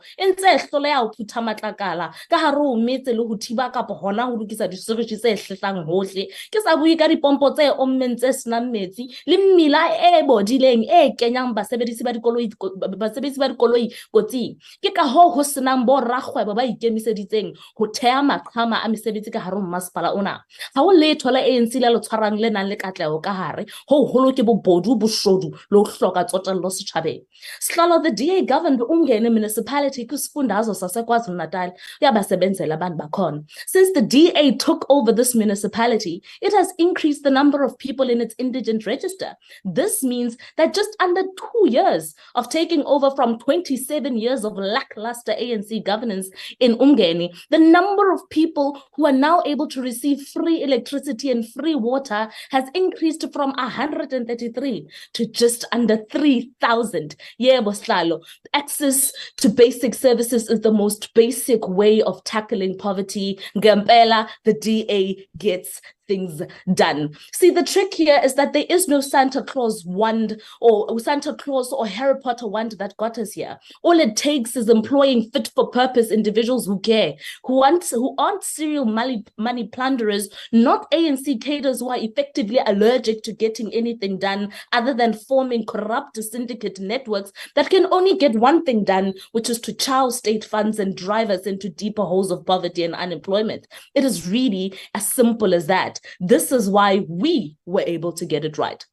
The reason the ANC cannot even begin to lift a finger, never mind take a step in the right direction to rescue South Africans from poverty and unemployment, is because not only is the ANC governed led by a bunch of clueless and incompetent cadres, but it is fundamentally because the ANC simply does not care about the poor and unemployed South Africans who desperately depend on sober government policies to deliver them from the pain and indignity of poverty and unemployment. But South Africans deserve and have a government that cares, a government that is capable, one that gets things done for those who depend on it. That is a DA government. We have an opportunity to rescue South Africa and vote out the useless and thoughtless ANC national government and all its 8 provincial governments by voting for a fresh, people-centered DA government into the union buildings in 2024. And we can and we will, because why? The DA gets things done. Thank you very much, Honorable Khaku. Much better than that. I've been practicing to pronounce R. I now recognize Honorable A.S. Zuma. Over to you, Sholos. Thank you, House Chairperson. House Chairperson, Honorable, how I can't pronounce this name, Osugala, usemncane Honorable how sila sikhona ingenxa ye-DA abantu bakithi bahlupheke nje kugqilazeka oma wabo wagqilazeka abazali bethu asinankomo namhlanje asinawo amafamu ngenxa yayo i-DA yingakho ngithi namhlanje into ekhulunywa u-Honorable Hawu ukhuluma into angayazi wenzela isinkwa sakhe nesisu sakhe. Since 1994, the ANC-led government has made significant progress in addressing the triple socio-economic and development challenges of poverty, unemployment, and inequality, thereby achieving a better life for all South Africans. A greater number of people and households have access to basic infrastructure, services such as clean water, sanitation, electricity, social grants, education, social amenities, as indicated by the first speaker. And is the government party, we continue to reach out many more South Africans who still require access to basic services, infrastructure, and improve sustainable livelihood. Abakwazanga ukunikeza amanzi, abantu bebephuza ney'mbongolo, bephuza ney'nkomo. Honorable House Chair, we have also made great strides in building social, inclusive, and cohesive nation. Despite the progress accomplished by the government, a lack of investment has resulted in low economic growth that leads to higher unemployment while reinforcing apartheid legacy. The ANC-led government remains committed to pro-poor policies aimed in reducing poverty, decentralizing infrastructure, development to local government, to address municipalities, to national government to work together in a more effective and coordinated manner to manage rural-urban migration, as well as sustainable growth and development while supporting local economic development. This is an important step in addressing the triple challenges of poverty, inequality, and unemployment through an integrated approach, unlike the DA, which has unapologetic made it clear that its preoccupation, the governments, it confined the supporting affluent and rich who are predominantly white. We seek transform economy to enable South African black and white to equitable gain access to all opportunities and enjoy equal treatment. Njengoba kwakwenza obaba babo, yibona kuphela belungu ababekwazi ukuthi bathole izinto nokuthi ingane zabo bayicabangela even ngezikole. Yonke into iqale ngo-ANC ngo-1994. Honorable House Chair, reversing apartheid labor market relations is critical. Thus, it will enable the creation of sustainable jobs through productivity growth.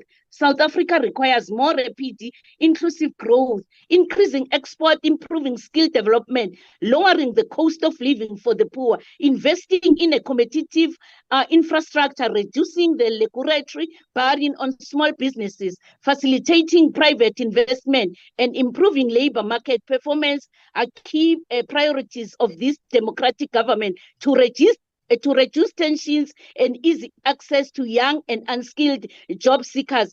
Nake nabasiza kuphi abantu abasha ngoba kuphela niyabathatha nizobasebenzisa kwi-DA nibathengele oma-KFC.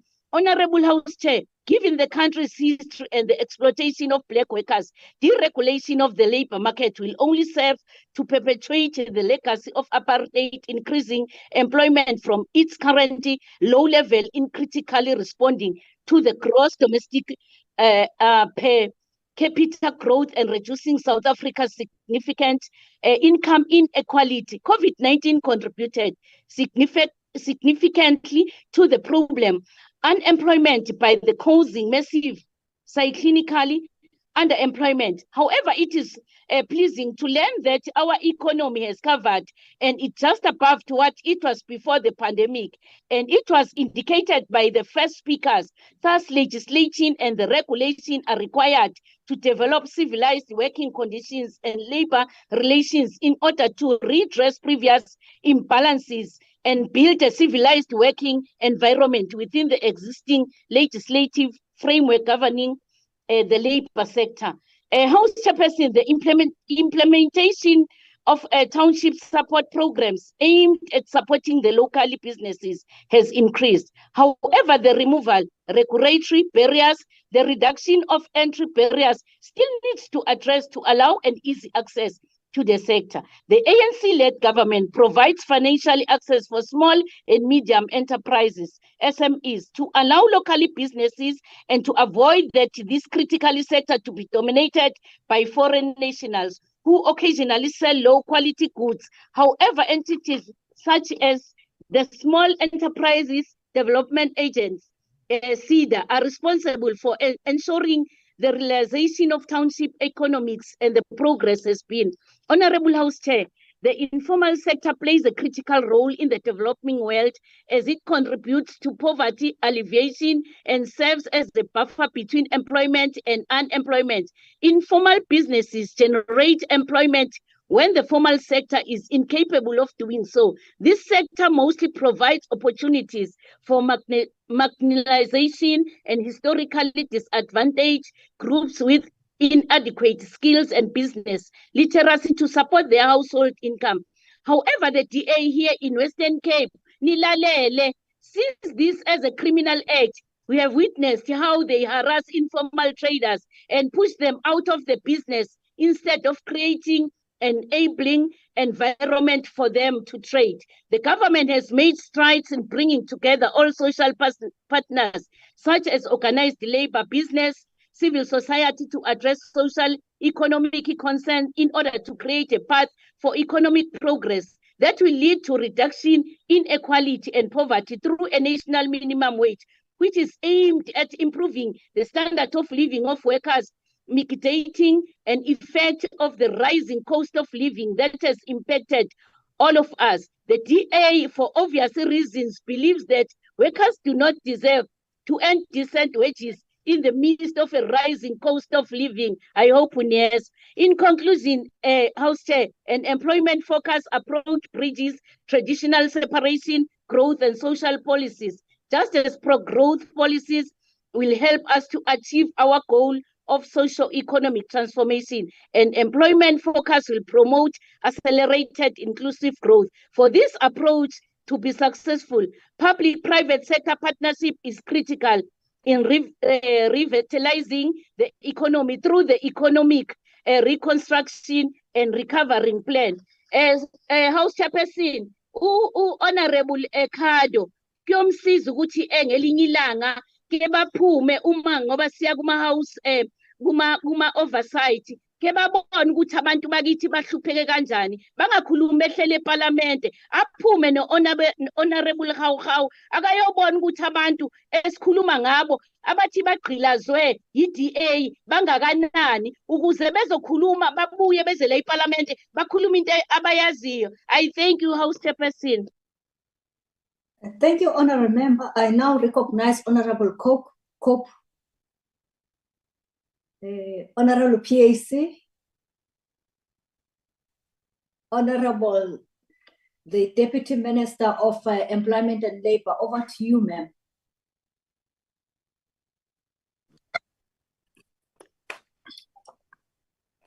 Thank you, Honorable Chair. Thank you, Honorable Chairperson. I hope I'm audible. You are, ma'am. Thank you so much. Thank you so much. Allow me to acknowledge you, Honorable Chairperson, the Chief Whip of the Majority Party, ministers who are here, and deputy ministers, and all honorable members. Let me start first, Honorable Chairperson, by just dealing with the myth that was just elaborated upon by Honorable Dana of the Freedom Plus, who spoke about the 30 years of the ANC in power. I think we need to just start by demystifying the fact that Freedom Plus is using what we used to term, or what still is, the Swart Gevaar. And if I check on my Google, just to check what Swart Gevaar means, I think I need to put it that it is in South Africa under apartheid, a security threat perceived as being posed by Black people to white people. So this is currently what the Freedom Front wants to get back into. They want to get back into power by using the Swart Gevaar ticket, and it is not going to work, especially when the honorable member talks about the 30 years of the ANC rule. Just try 30 years of the ANC rule vis-a-vis the more than 348 years of apartheid colonialism. So we can't really put apples to and bananas together. And so I just needed to clarify and deal with and to demystify. Honorable House Chair. Point of order. House Chair. Member, is that a point of order? No, I would like to know if the Deputy Minister will take a question. Oh, I thought it's a point of order. Honorable DM, just wait for me to ask you. Are you prepared to take a question? Let me finish first with my input. Maybe when we've got space, I can do that. Thank you. Okay, we'll indicate the time. You may proceed, Honorable DM. Thank you, Honorable Chairperson. I think perhaps the first point that we need to highlight is that there are those who research about poverty, and there are us who experience poverty and continue to stare at it on a daily basis. Poverty still reflects apartheid settlement patterns. Poverty and the very unfortunate part, Honorable Chairperson, is that parties such as the DA and the Freedom Front Plus, including others, fight us tooth and nail, and as and when we continue to come up with national policies to preserve jobs that are already existing and improving them to be decent in order for the remuneration to have an impact in the alleviation of poverty. And when we endeavor to create more job opportunities, they continue to fight us. When we come up with policies that are aimed at moving us away from the apartheid setup, we get accused by the DA and the Freedom Front Plus of social re-engineering. For the good of me, I do not know how working towards equality by empowering those who have been oppressed and deprived of opportunities can be termed social re-engineering. That can only be the narrative of people who just do not want to let go of privileges obtained from socially engineered society. Among others, honorable members, apartheid was socially engineered. So in order to do away with the legacy, you ought to minus the exact number with equally the same number so that you may end up with nothing. And by that, you would get rid of that which you did not want. And in this case, the remains of a system which was sorry,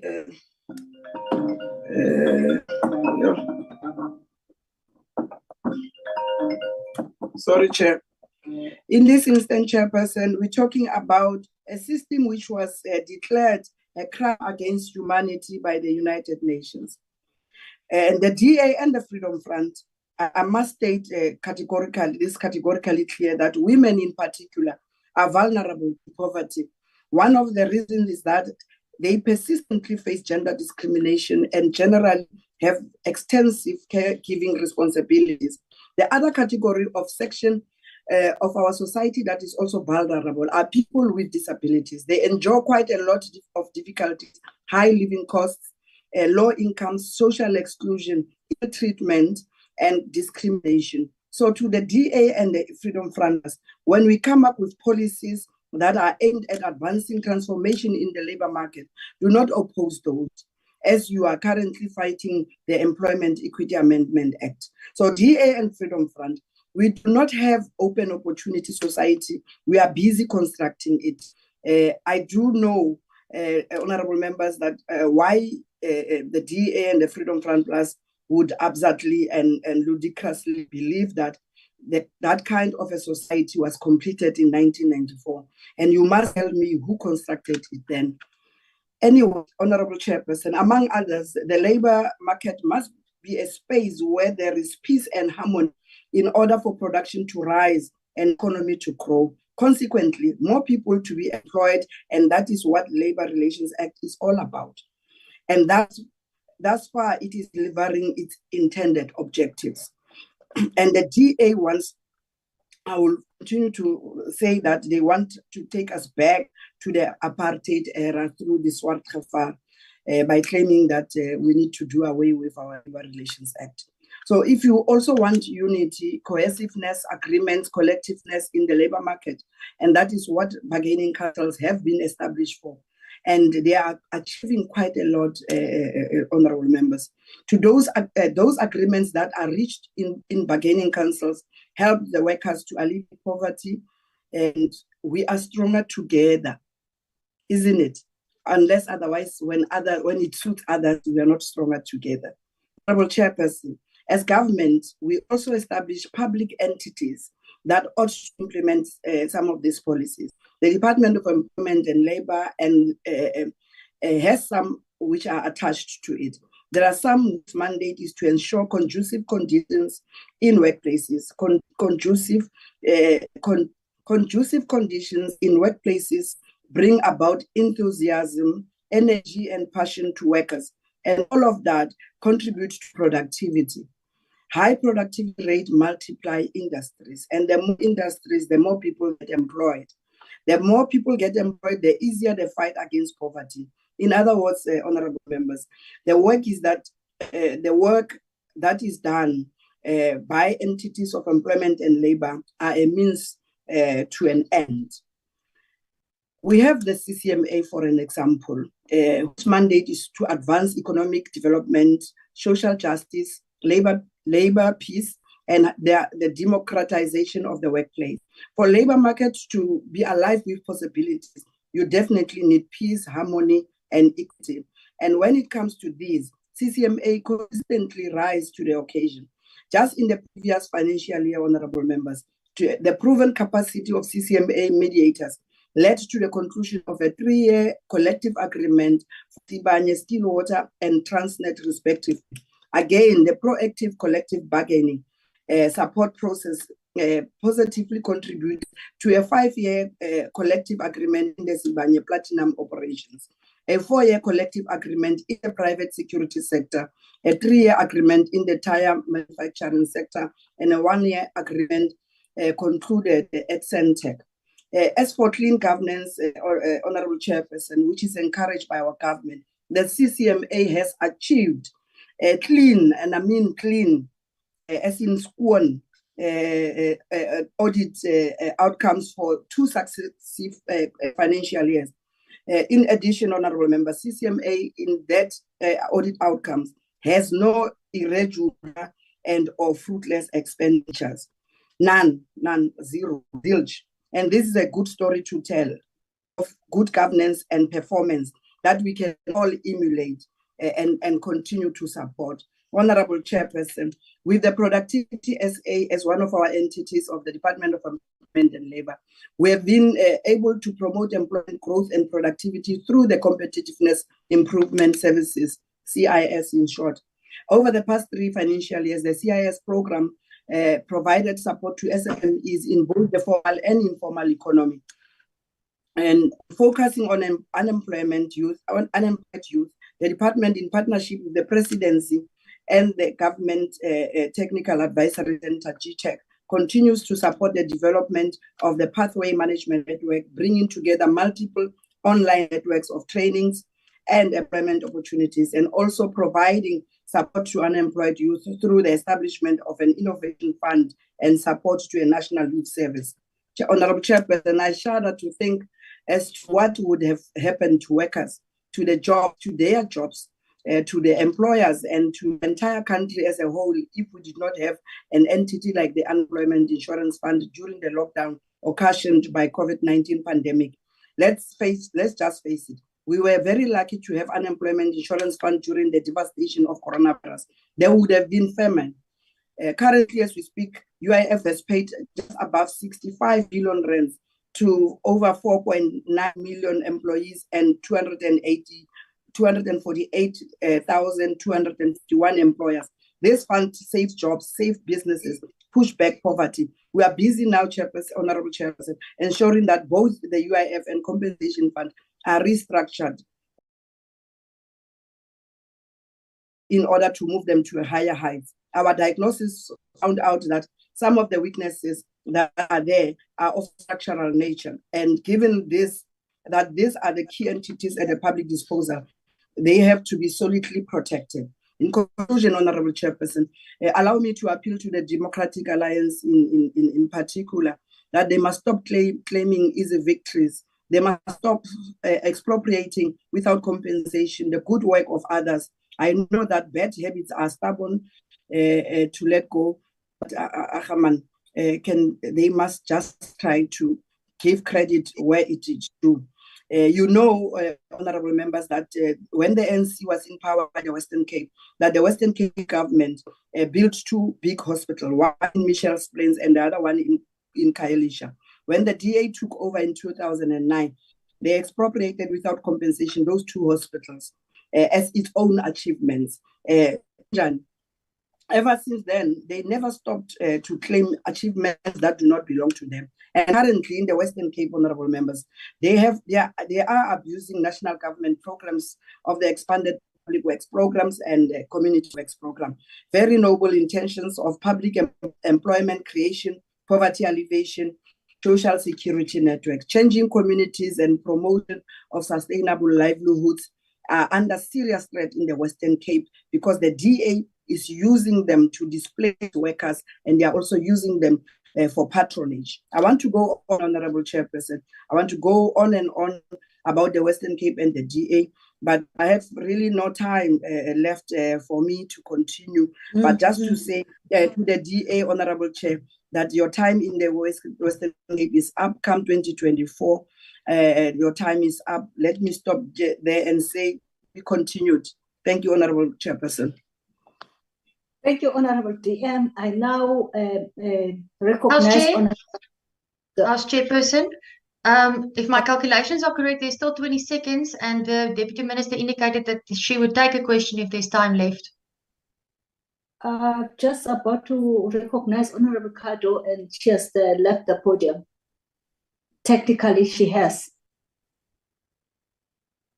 I think she was given an escape route there, but it's fine.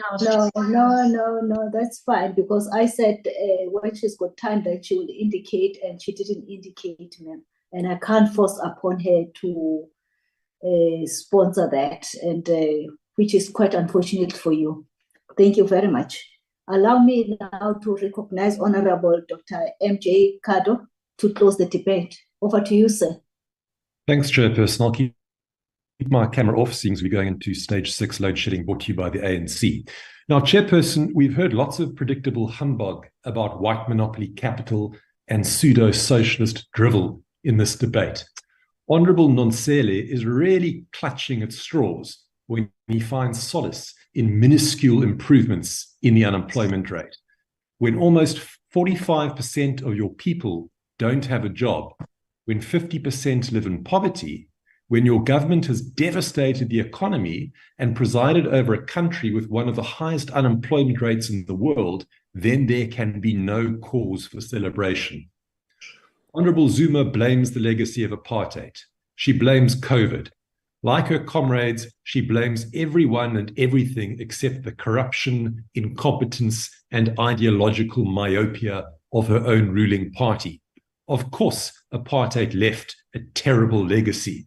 But the fact of the matter is that ANC policies have gutted state capacity and sapped the productive capacity of the economy, and South Africa is worse off than it was in 1994.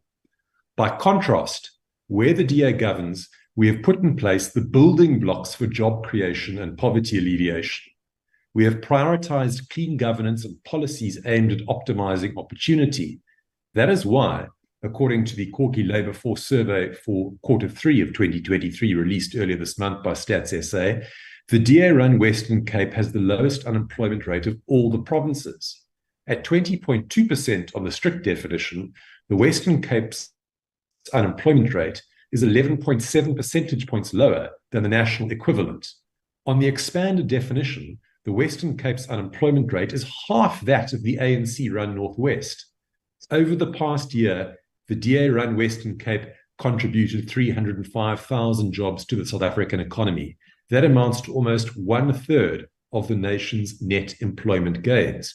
Truly, the DA-run Western Cape is the engine room of employment.